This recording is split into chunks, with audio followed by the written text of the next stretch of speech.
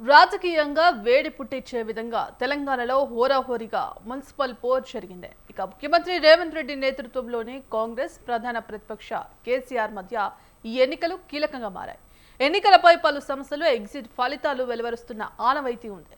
తాజాగా మున్సిపల్ ఎన్నికలపై స్వతంత్ర తెలుగు ఛానల్ సర్వే నిర్వహించింది. మున్సిపల్ ఎన్నికలకు సంబంధించిన ఎగ్జిట్ పోల్స్ స్వతంత్ర ఛానల్ అందిస్తోంది.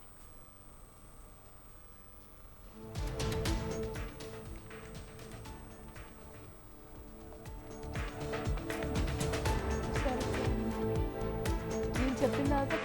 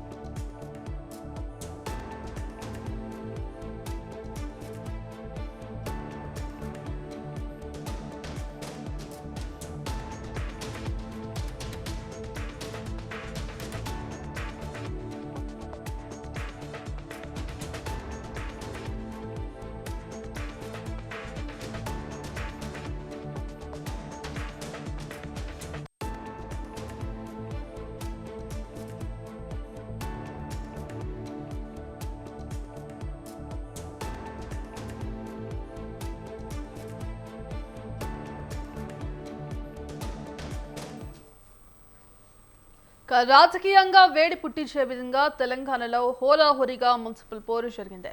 ముఖ్యమంత్రి రేవంత్ రెడ్డి నేతృత్వంలోని కాంగ్రెస్ ప్రధాన ప్రతిపక్ష కేసీఆర్ మధ్య ఈ ఎన్నికలు కీలకంగా మారాయి. ఎన్నికలపై పలు సంస్థలు ఎగ్జిట్ ఫలితాలు వెలువరిస్తున్న ఆనవాయితీ ఉంది. తాజాగా మున్సిపల్ ఎన్నికలపై స్వతంత్ర తెలుగు ఛానల్ సర్వే నిర్వహించింది. మున్సిపల్ ఎన్నికలకు సంబంధించి ఎగ్జిట్ పోల్స్ స్వతంత్ర ఛానల్ అందిస్తోంది. ఇక ఈ నేపథ్యంలో ఇందుకు సంబంధించి మరిన్ని అప్డేట్స్ మా అసోసియేట్ ఎడిటర్ కోటిరెడ్డి గారు ఉన్నారు. కోటిరెడ్డి గారు, ఇవాళ తెలంగాణ మొత్తానికి మున్సిపల్ ఎన్నికలకు సంబంధించి పోలింగ్ జరిగింది. ఇక అక్కడక్కడ చెదురుముదురు ఘటనలకు సంబంధించి తప్ప పోలింగ్ అయితే ప్రశాంతంగా ఇప్పటివరకు అయితే ముగిసింది. మరి ఈ నేపథ్యంలో ఈ పోలింగ్ అంతా కూడా దాదాపు ఎంత శాతం ఆ పోలింగ్ నమోదైందని అనుకోవచ్చు? ఏ పార్టీలకు ఎక్కువ ప్రాధాన్యత ఇస్తున్నారు? అసలు ఈ పోలింగ్ ఎలా ఉండబోతోంది? ఇప్పుడు అంటే దాదాపు పోలింగ్ పూర్తయిపోయింది. చాలా చోట్ల ఇప్పటివరకు క్యూలో ఉన్నటువంటి వాళ్ళతోటి కొద్దిసేపు బహుశా ఓట్లు వేసే అవకాశం ఉంటుంది తప్ప 5 గంటలకే పోలింగ్ ముగిసింది. సో ఇప్పుడు ఎగ్జిట్ పోల్స్కి సంబంధించినటువంటి ఆసక్తి జనంలో ఉంటుంది. మనం స్వతంత్ర ఛానల్ తరఫున కూడా మొత్తం రాష్ట్ర వ్యాప్తంగా అన్ని మున్సిపాలిటీలు, కార్పొరేషన్లకు సంబంధించి ప్రత్యేకంగా మన రిపోర్టింగ్ నెట్వర్క్ ద్వారా మనకున్నటువంటి టీం మొత్తం కూడా చేసినటువంటి సర్వే ద్వారా ఇంచుమించుగా ఫలితాలని మనం విశ్లేషించి ఇంతవరకు ఫలితాలు వచ్చేటువంటి అవకాశం ఉంది అనేటువంటిది ఒక ఖచ్చితమైనటువంటి డేటాను అయితే సమీకరించడం జరిగింది. అయితే దీంట్లో ఒక చిన్న విషయం చాలా క్లియర్గా చెప్పుకోవాలి. ఎందుకంటే కొన్ని చోట్ల ఫలితాలు అధికార పార్టీకి వ్యతిరేకంగా వచ్చినప్పటికీ కూడా అధికార పార్టీ అక్కడ మున్సిపల్ అంటే కార్పొరేషన్ కానీ మున్సిపాలిటీలో కానీ చైర్మన్ పీఠాన్ని అధిరోహించేటువంటి అవకాశాలు ఉంటాయి. ఎందుకంటే ఇతరులుగా వచ్చేటువంటి ఇండిపెండెంట్లు కానీ లేదా ఇతర పార్టీలకు సంబంధించినటువంటి వ్యక్తులు కానీ లేదా ప్రతిపక్ష పార్టీల్లో గెలిచినటువంటి అభ్యర్థులను కానీ వాళ్ళు రాజకీయాలు చేసో మొత్తం మీద వాళ్ళని ప్రలోభ పెట్టో పార్టీ వైపు నుంచి మార్చుకొనో చేసి అలా అంటే పీఠాన్ని దక్కించుకున్నప్పుడు ఈ ఫలితాలు ఖచ్చితంగా ఇలాగే జరుగుతాయని చెప్పడానికి అవకాశం లేదు. కానీ మామూలుగా మనకు ఉన్నటువంటిది యథాతథంగా ప్రజా తీర్పు ప్రకారం చూసుకున్నట్లయితే ఇంచుమించుగా ఇప్పుడున్నటువంటి ఫలితాలు ఖచ్చితంగా రిఫ్లెక్ట్ అయ్యేటువంటి అవకాశం చాలా క్లియర్గా ఉంటుంది. అయితే అధికారంలో ఉన్నటువంటి పార్టీకి ఎప్పుడూ కూడా స్థానిక ఎన్నికల్లో ఒక అడ్వాంటేజ్ ఉంటుంది.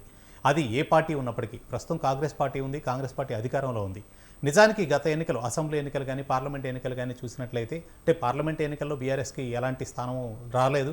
అటు బీజేపీ ఒక ఎంఐఎం ఒక స్థానాన్ని ఎంఐఎం బీజేపీను కాంగ్రెస్ సమానంగా పంచుకోవడం జరిగింది. సో పార్లమెంట్ అయితే అసెంబ్లీకి వచ్చేప్పటికీ ఓట్ షేర్కి వచ్చేప్పటికి బీఆర్ఎస్ మంచి స్థానంలో ఉంది. దాదాపు 39% పైగా ఓట్ షేర్ ఉంది. కానీ లోకల్ బాడీ ఎలక్షన్స్కి వచ్చేప్పటికీ ఈ పరిస్థితులు ఉండవు. ఏ పార్టీ అయితే అధికారంలో ఉంటుందో ఆ పార్టీ వైపు ఓటరు మొగ్గు చూపుతూ ఉంటారు. ఇది గతంలో 2020లో జరిగిన ఎన్నికల ఫలితాలను చూసినప్పటికీ కూడా అప్పుడు జరిగినటువంటి మున్సిపల్ ఎన్నికల్లో దాదాపు 114 స్థానాల్లో బీఆర్ఎస్ పార్టీ అధికారాన్ని దక్కించుకోగలిగింది. వీటిల్లో చాలా రకాల రాజకీయాలు జరిగి ఉండవచ్చు. అవన్నీ తీసుకొని మొత్తంగా అయితే వాళ్ళు దక్కించుకోవడానికి అధికారంలో ఎవరు ఉంటే వాళ్ళ వైపు ఓటరు మొగ్గేటువంటి అవకాశం చాలా క్లియర్గా ఉంటుంది. ఇప్పుడు మన సర్వే ప్రకారం కూడా ప్రస్తుతం ఉన్నటువంటి ఈ సర్వే రిజల్ట్ని కనుక మనం చూసినట్లయితే మనకు క్లియర్గా కనిపిస్తున్నటువంటి ఫిగర్ ప్రకారం చూసినట్లయితే దాదాపు 70%, 65 నుంచి 70% అధికార పార్టీగా ఉన్నటువంటి కాంగ్రెస్ పార్టీ వైపే ప్రజలు మొగ్గారు అనేటువంటిది చాలా స్పష్టంగా కనిపిస్తోంది. జరిగినటువంటి 116 స్థానాలు అలాగే 7 కార్పొరేషన్లకు సంబంధించినటువంటి ఫలితాలను ఏ విధంగా విశ్లేషించినా కూడా సుమారు 70% వరకు అంటే 65 నుంచి 70% వరకు కూడా ఫలితాల్లో అధికార పార్టీకి సానుకూలత ఉంటుంది. అయితే మనకు ఇప్పుడు జరిగినటువంటి 7 కార్పొరేషన్ల ఫలితాలను కనుక అంటే విశ్లేషించుకుంటే ప్రస్తుతం కనిపిస్తున్నటువంటి వాతావరణంలో బీఆర్ఎస్ 7 ఒక్క స్థానం కూడా దక్కించుకునేటువంటి అవకాశాలు పెద్దగా కనిపించడం లేదు. నిజంగానే రమారమి జరిగితే ఎక్కడన్నా ఒక స్థానానికి ఇంటర్నల్గా జరిగేటువంటి రాజకీయాల ద్వారా ఏమైనా ఛాన్స్ ఉంటుందేమో తప్పితే ఎక్కువగా బీజేపీకి కొంత ఎడ్జ్ కనిపిస్తూ ఉంది. మిగతా స్థానాలన్నీ కూడా కాంగ్రెస్ పార్టీ వైపే ఎక్కువగా కనిపిస్తూ ఉన్నాయి. జరిగినటువంటి ఏ స్థానాన్ని తీసుకున్నప్పటికీ కూడా అయితే ఇక్కడ కొన్ని స్థానాల్లో బీజేపీకి ఎడ్జ్ కనిపిస్తున్నటువంటిది అతిపెద్ద పార్టీగా కనిపించేటువంటి స్థానాల్లో కూడా అంటే నిజామాబాద్ కానీ కరీంనగర్ కానీ వీటిల్లో కొంత బీజేపీ వైపు ఎడ్జ్ ఉన్నప్పటికీ అతిపెద్ద పార్టీగా అక్కడ బీజేపీ ఉన్నప్పటికీ ఇక్కడ 2 రకాలుగా అవకాశం ఉంది. ఏంటంటే కాంగ్రెస్ పార్టీకి వచ్చినటువంటి స్థానాలు అలాగే అక్కడ ఇతరులు కానీ ఎంఐఎం వంటి పార్టీలు ప్రభావం చూపించేటువంటి పార్టీలుగా ఉన్నటువంటి వీటికి కానీ ఈ 2 కనుక కలిసేట్లయితే మళ్ళీ చైర్మన్ పీఠం అధికార పార్టీయే దక్కించుకునేటువంటి అవకాశాలు స్పష్టంగా ఉన్నాయి. సో కాకపోతే ఇప్పుడు ఉన్నటువంటి 5 కార్పొరేషన్ల ఫలితాలను కనుక మనం చూసేట్లయితే 5 2 స్థానాల్లో బీజేపీకి కొంత అవకాశాలు కనిపిస్తున్నాయి. మిగిలినటువంటి 5 స్థానాలు కాంగ్రెస్ పార్టీయే గెలుచుకునేటువంటి అవకాశాలు కనిపిస్తున్నాయి. అయితే 3 కరీంనగర్ కానీ నిజామాబాద్ కానీ మహబూబ్ నగర్ ఈ 3 స్థానాల్లో కూడా ఎంఐఎం చాలా కీలకమైనటువంటి పాత్ర పోషించేటువంటి అవకాశాలు చాలా స్పష్టంగా కనిపిస్తున్నాయి. ఇక మున్సిపాలిటీల పరంగా జిల్లాల వారీగా మనం చూసుకోవడానికి అవకాశం ఉంది. ఈ ప్రతి జిల్లాని కనుక విశ్లేషించుకుంటూ వెళ్ళేట్లయితే అంటే ముందు ఒక్కొక్కటి కార్పొరేషన్ వైజ్గా చూసుకున్నట్లయితే కరీంనగర్కి సంబంధించి అక్కడ 66 డివిజన్లు ఉన్నాయి. 66 డివిజన్లకు సంబంధించి ఇప్పుడు ఉన్నటువంటి సినారియోలో ప్రకారం 15 నుంచి 20 స్థానాల మధ్య కాంగ్రెస్ పార్టీ ఉండేట్లయితే 15 నుంచి 16 స్థానాలు బీఆర్ఎస్ పార్టీ కూడా గెలిచేటువంటి అవకాశం ఉంది. అదే బీజేపీకి వచ్చేసి 25 నుంచి 28 స్థానాల వరకు కూడా గెలుచుకునేటువంటి అవకాశం ఉంది. అంటే ఇంతకుముందు చెప్పినట్లే అతిపెద్ద పార్టీగా అవతరించేటువంటి అవకాశం బీజేపీకి ఉంది. అయితే ఇక్కడ ఎంఐఎం పార్టీ కీలకమైనటువంటి పాత్ర పోషించేటువంటి అవకాశం కనిపిస్తుంది. 5 నుంచి దాదాపు 8-10 స్థానాల వరకు కూడా ఎంఐఎం గెలిచేటువంటి అవకాశం ఉంది. ఇప్పుడు ముందు చెప్పినట్లు కాంగ్రెస్ పార్టీ గెలిచిన దాంట్లో వీళ్ళు ఈ ఇతరులు ఇవన్నీ కూడా కలుపుకున్నట్లయితే కాంగ్రెస్ పార్టీ దక్కించుకోవచ్చు. కానీ అతిపెద్ద పార్టీగా మాత్రం బీజేపీ గెలిచేటువంటి అవకాశం ఉంది. ఎందుకంటే ఇక్కడ 25 నుంచి 28 స్థానాలు. కోటిరెడ్డి గారు ఒక అంశం ఇక్కడ మాట్లాడాల్సింది. ఎందుకంటే ఎక్కువ ఇప్పుడు కాంగ్రెస్ అధికారంలో ఉన్నప్పటికీ కూడా ఇక్కడ ముస్లింల ఓట్ బ్యాంకు చేజెక్కించుకునే విధంగా కాంగ్రెస్ వ్యూహం రచించింది. ఆ విధంగానే ముస్లింలో ఒకరికి మనం చూసాం పదవి కూడా ఇచ్చారు. దానికి సంబంధించి ముస్లిం ఓట్ బ్యాంకును మనం ఆకర్షించే విధంగా కూడా చేస్తున్నారు. ఇక్కడ కొన్ని ఆరోపణలు నిజంగానే ఈ ఎన్నికలకు సంబంధించి ఈ మున్సిపల్ ఎన్నికల్లో ముస్లిం ఓట్ బ్యాంక్ ఏమన్నా ఎక్కువగా కాంగ్రెస్కు లభించిందని అనుకోవచ్చు. సహజంగానే అంటే ముస్లిం మైనారిటీ వర్గాలకు సంబంధించినటువంటి ఓట్ బ్యాంక్ ఎప్పుడు కూడా కాంగ్రెస్కి అనుకూలంగానే ఉంటుంది. గతంలో ఉన్నటువంటి బీఆర్ఎస్ ఎంఐఎం కలిసి చాలా వరకు నడిచాయి కాబట్టి బీఆర్ఎస్ వైపు ఉన్నప్పటికీ మొదటి నుంచి కూడా ఎందుకంటే రెండో వైపు ఉన్నటువంటి బీజేపీ జాతీయ పార్టీలుగా చూసుకుంటే కాంగ్రెస్ బీజేపీ హోరాహోరీ ఉంటాయి ఎప్పుడు. సో మైనారిటీ వర్గాలన్నీ కూడా బీజేపీని వ్యతిరేకిస్తూ ఎప్పుడు కూడా కాంగ్రెస్ పక్షాన ఉండడం అనేది కామన్గా జరుగుతూ ఉంటుంది. అయితే ఇప్పుడు ఈ స్థానాలు నేను చెప్పినటువంటి 3 ఏవి కరీంనగర్ కానీ మహబూబ్ నగర్ కానీ నిజామాబాద్ ఇట్లాంటి చోట ఎంఐఎం పోటీలో ఉంది. ఎంఐఎం పోటీ ఉన్నప్పుడు ఓటు బ్యాంక్ అంతా కూడా ఎక్కువగా అంటే ముస్లిం మైనారిటీ ఓటు వాళ్ళు పోటీ చేసినటువంటి స్థానాల్లో చాలా ఖచ్చితంగా అటువైపు ఎక్కువగా ముగ్గేటువంటి అవకాశం ఉంటుంది. అయితే మిగిలిన చోట్ల ఖచ్చితంగా కాంగ్రెస్ పార్టీ వైపే మొగ్గేటువంటి అవకాశం అయితే కనిపిస్తూ ఉంది. మొన్న అంటే హైదరాబాద్లో జరిగినట్టు మనం బై ఎలక్షన్స్లో కూడా అసెంబ్లీ బై ఎలక్షన్లో కూడా ముస్లిం ఓట్ బ్యాంక్ అంతా కూడా అటువైపు కాంగ్రెస్ వైపు రావడం వల్లనే ఇక్కడ ఫలితం కాంగ్రెస్కి అనుకూలంగా వచ్చిందని చాలా స్పష్టం. సో ఇది రాదు అనుకోవడానికి ఏమీ లేదు. మనకు కనిపిస్తున్నటువంటి ఫలితాల పరంగా చూసుకున్నప్పటికీ కూడా అది చాలా స్పష్టంగా కనిపిస్తూ ఉంది.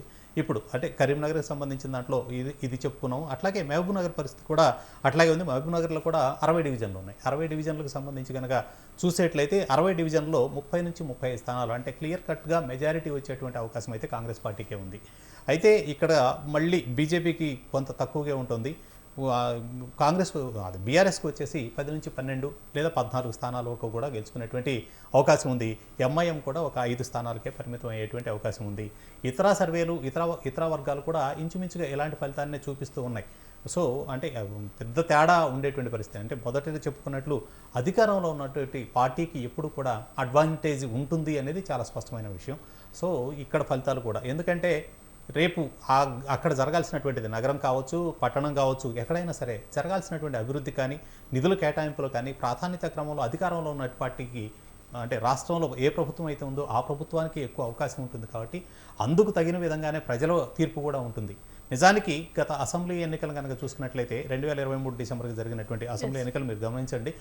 చాలా క్లియర్గా అర్బన్ ఓటర్ మొత్తం బీఆర్ఎస్ వైపు ఉంటే మిగిలినటువంటి రూరల్లో ఉన్నటువంటి ఓటర్ మాత్రమే కాంగ్రెస్ వైపు మొగ్గు చూపుతూ వచ్చారు. కానీ గ్రాడ్యువల్గా అధికారంలోకి వచ్చిన తర్వాత అర్బన్ ఓటర్లో కూడా అంటే సినరీ అంతా కూడా మారుతూ వచ్చి అర్బన్ ఓటర్ కూడా కాంగ్రెస్ పార్టీ వైపు రావడానికి లోకల్ బాడీస్లో ఎన్నికలు అలా అని చెప్పి తక్కువ చేయడానికి కూడా లేదు. ఇటీవల జరిగినటువంటి పంచాయతీ ఎన్నికలు అది పార్టీ సింబల్ మీద జరగలేదు. బట్ లోకల్ బాడీస్ జరిగినటువంటి వాటిల్లో ఆ పంచాయతీ ఎన్నికల్లో కూడా దగ్గర 35 నుంచి 40% ఖచ్చితంగా సర్పంచులను కూడా బీఆర్ఎస్ గెలుచుకుంది.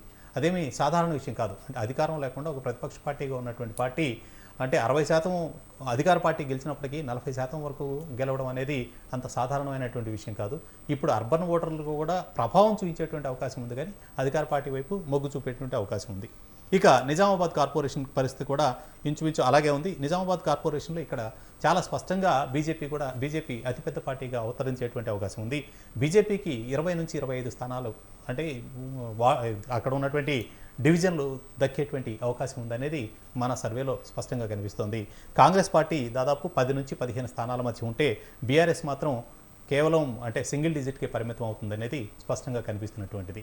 అంటే ఇక్కడ కీ రోల్లో ఉండేటువంటి అవకాశం ఖచ్చితంగా బీజేపీ అధికారపీఠం దక్కించుకుంటుందా లేదా అనేది 60 డివిజన్లో 30 స్థానాలు వచ్చినప్పుడు మాత్రమే 30కి అంటే ఖచ్చితంగా 50%కి పైన ఉంటే మాత్రమే నీకు అక్కడ చైర్మన్ పీఠం వస్తుంది, మేయర్ పీఠం వస్తుంది. కానీ మేయర్గా రావడానికి అవకాశంకి కొంత తక్కువలో ఉంటుంది. కాబట్టి ఖచ్చితంగా ఇక్కడ అంటే ఇక్కడ ఎంఐఎం లాంటి పార్టీలు కీలకంగా వ్యవహరిస్తాయి.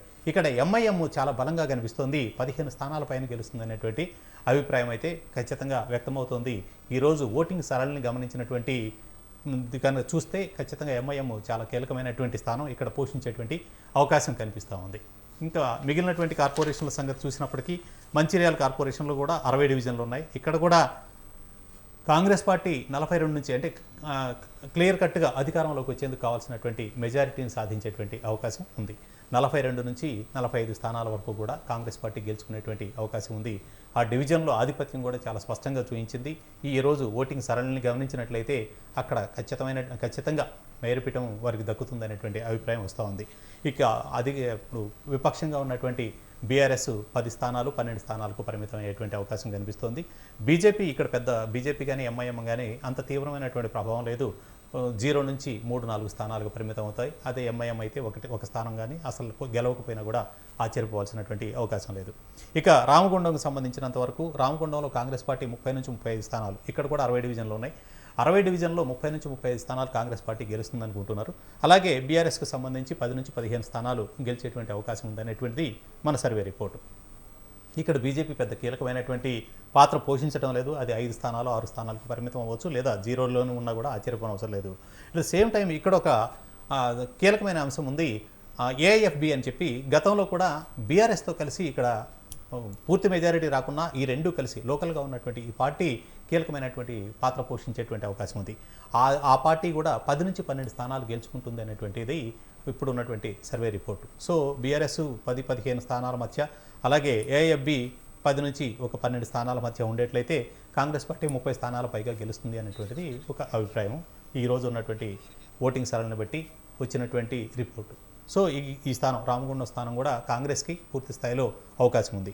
ఇక కొత్తగూడెం కార్పొరేషన్లు కూడా ఇక్కడ 60 డివిజన్లు ఉన్నాయి. వీటిల్లో కూడా క్లియర్ కట్గా అధికార పార్టీగా ఉన్నటువంటి కాంగ్రెస్ పార్టీకి ఎడ్జ్ కనిపిస్తూ ఉంది. 33 నుంచి 35 స్థానాలు గెలిచేటువంటి అవకాశం, అంటే అక్కడ డివిజన్లకు సంబంధించి 35 స్థానాల వరకు కూడా 35 డివిజన్ల వరకు కాంగ్రెస్ పార్టీ గెలిచే అవకాశం ఉంది. 10 నుంచి 12, 13 స్థానాల వరకు కూడా 13 డివిజన్ల వరకు బీఆర్ఎస్ పార్టీ గెలిచేటువంటి అవకాశం కనిపిస్తుంది. బీజేపీ పెద్దగా కనిపించడం లేదు, కానీ ఎంఐఎం కానీ ఇతర లోకల్గా ఉన్నటువంటి సిపిఐ సిపిఎం లాంటి పార్టీలు కానీ ఇక్కడ 10 స్థానాల వరకు కూడా 8 నుంచి 10 స్థానాలు గెలిచేటువంటి ఆ డివిజన్లలో 8 నుంచి 10 డివిజన్లు గెలిచేటువంటి అవకాశం స్పష్టంగా కనిపిస్తూ ఉంది. ఇక మిగిలినటువంటిది నల్గొండ కార్పొరేషన్ని క్లియర్గానే గెలిచేటువంటి, చాలా స్పష్టంగా అధికార పార్టీ గెలిచేటువంటి అవకాశం ఉంది. ఇక్కడ మినిస్టర్ చాలా తీవ్రమైనటువంటి వర్క్ చేశారని మన వాళ్ళు చెప్తా ఉన్నారు. దానికి తగ్గట్టు ఈరోజు ఓటింగ్ సరళి కనిపిస్తూ ఉంది. ఇక్కడ మొత్తం 48 డివిజన్లు ఉంటే 30 డివిజన్లకు పైగా ఖచ్చితంగా కాంగ్రెస్ పార్టీ గెలుస్తుంది అనేటువంటి అభిప్రాయం ఉంది. 30 నుంచి 32 స్థానాల్లో ఇక్కడ గెలిచేట్లయితే ఇక బీఆర్ఎస్ పార్టీ వచ్చి 8 నుంచి 10 స్థానాల్లో 10 డివిజన్లు గెలుచుకునేటువంటి అవకాశం ఉంది. బీజేపీ 0 నుంచి 4 స్థానాలు, అట్లాగే ఇతరులకి సంబంధించి ఇండిపెండెంట్లు కానీ ఇతర పార్టీలు కానీ 0 నుంచి 2 డివిజన్లో గెలిచేటువంటి అవకాశం కనిపిస్తాం. సార్, ఇప్పుడు కొత్తగూడెం కార్పొరేషన్కి సంబంధించి అక్కడ ఏ విధంగా పోలింగ్ జరిగింది, ఎంత శాతం పోలింగ్ నమోదైందని చెప్పేసి కొత్తగూడెం ప్రతినిధి అందిస్తారు లైవ్లో. ఇక కొత్తగూడెం కార్పొరేషన్కు సంబంధించి స్వతంత్ర నిర్వహించిన సర్వేలో గెలుపవరిది, ఎవరికి మెజారిటీ వస్తోంది, 2-3 స్థానాల్లో ఏ పార్టీలు ఉంటాయనే దానిపై మా ప్రతినిధి అయ్యప్ప మరిన్ని వివరాలు అందిస్తారు.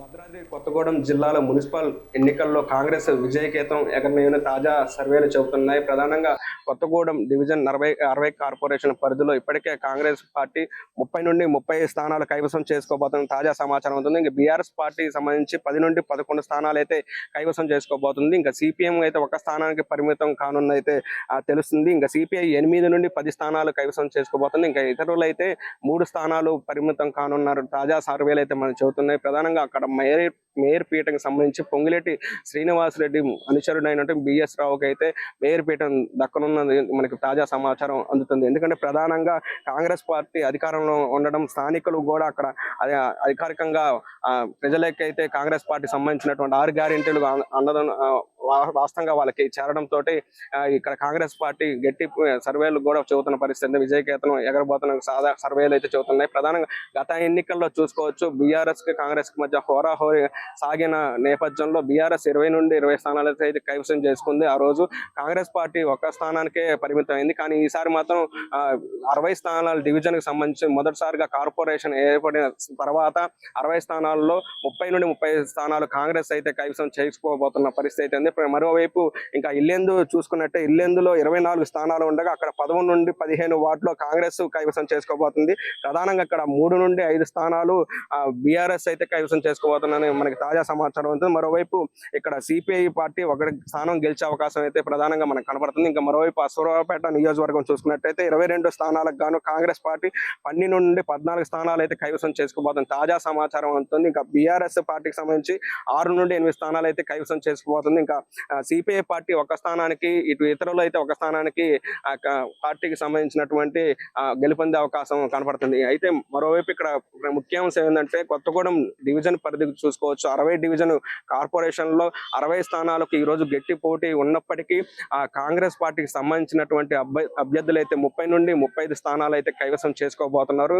ఇంకా బీఆర్ఎస్ పార్టీకి సంబంధించినటువంటి 9 నుండి 10 స్థానాలకు అయితే పరిమితం కానుందని కూడా మనకి తాజా సమాచారం అందుతుంది. ఇంకా సిపిఎం పార్టీ 1 స్థానానికే పరిమితం కానుంది. ఇంకా సిపిఐ పార్టీ 1 నుండి 8 స్థానాలు అయితే కైవసం చేసుకోబోతుంది. ఇంకా ఇతరులు అయితే 3 స్థానాలు కైవసం చేసుకోబోతున్నారు.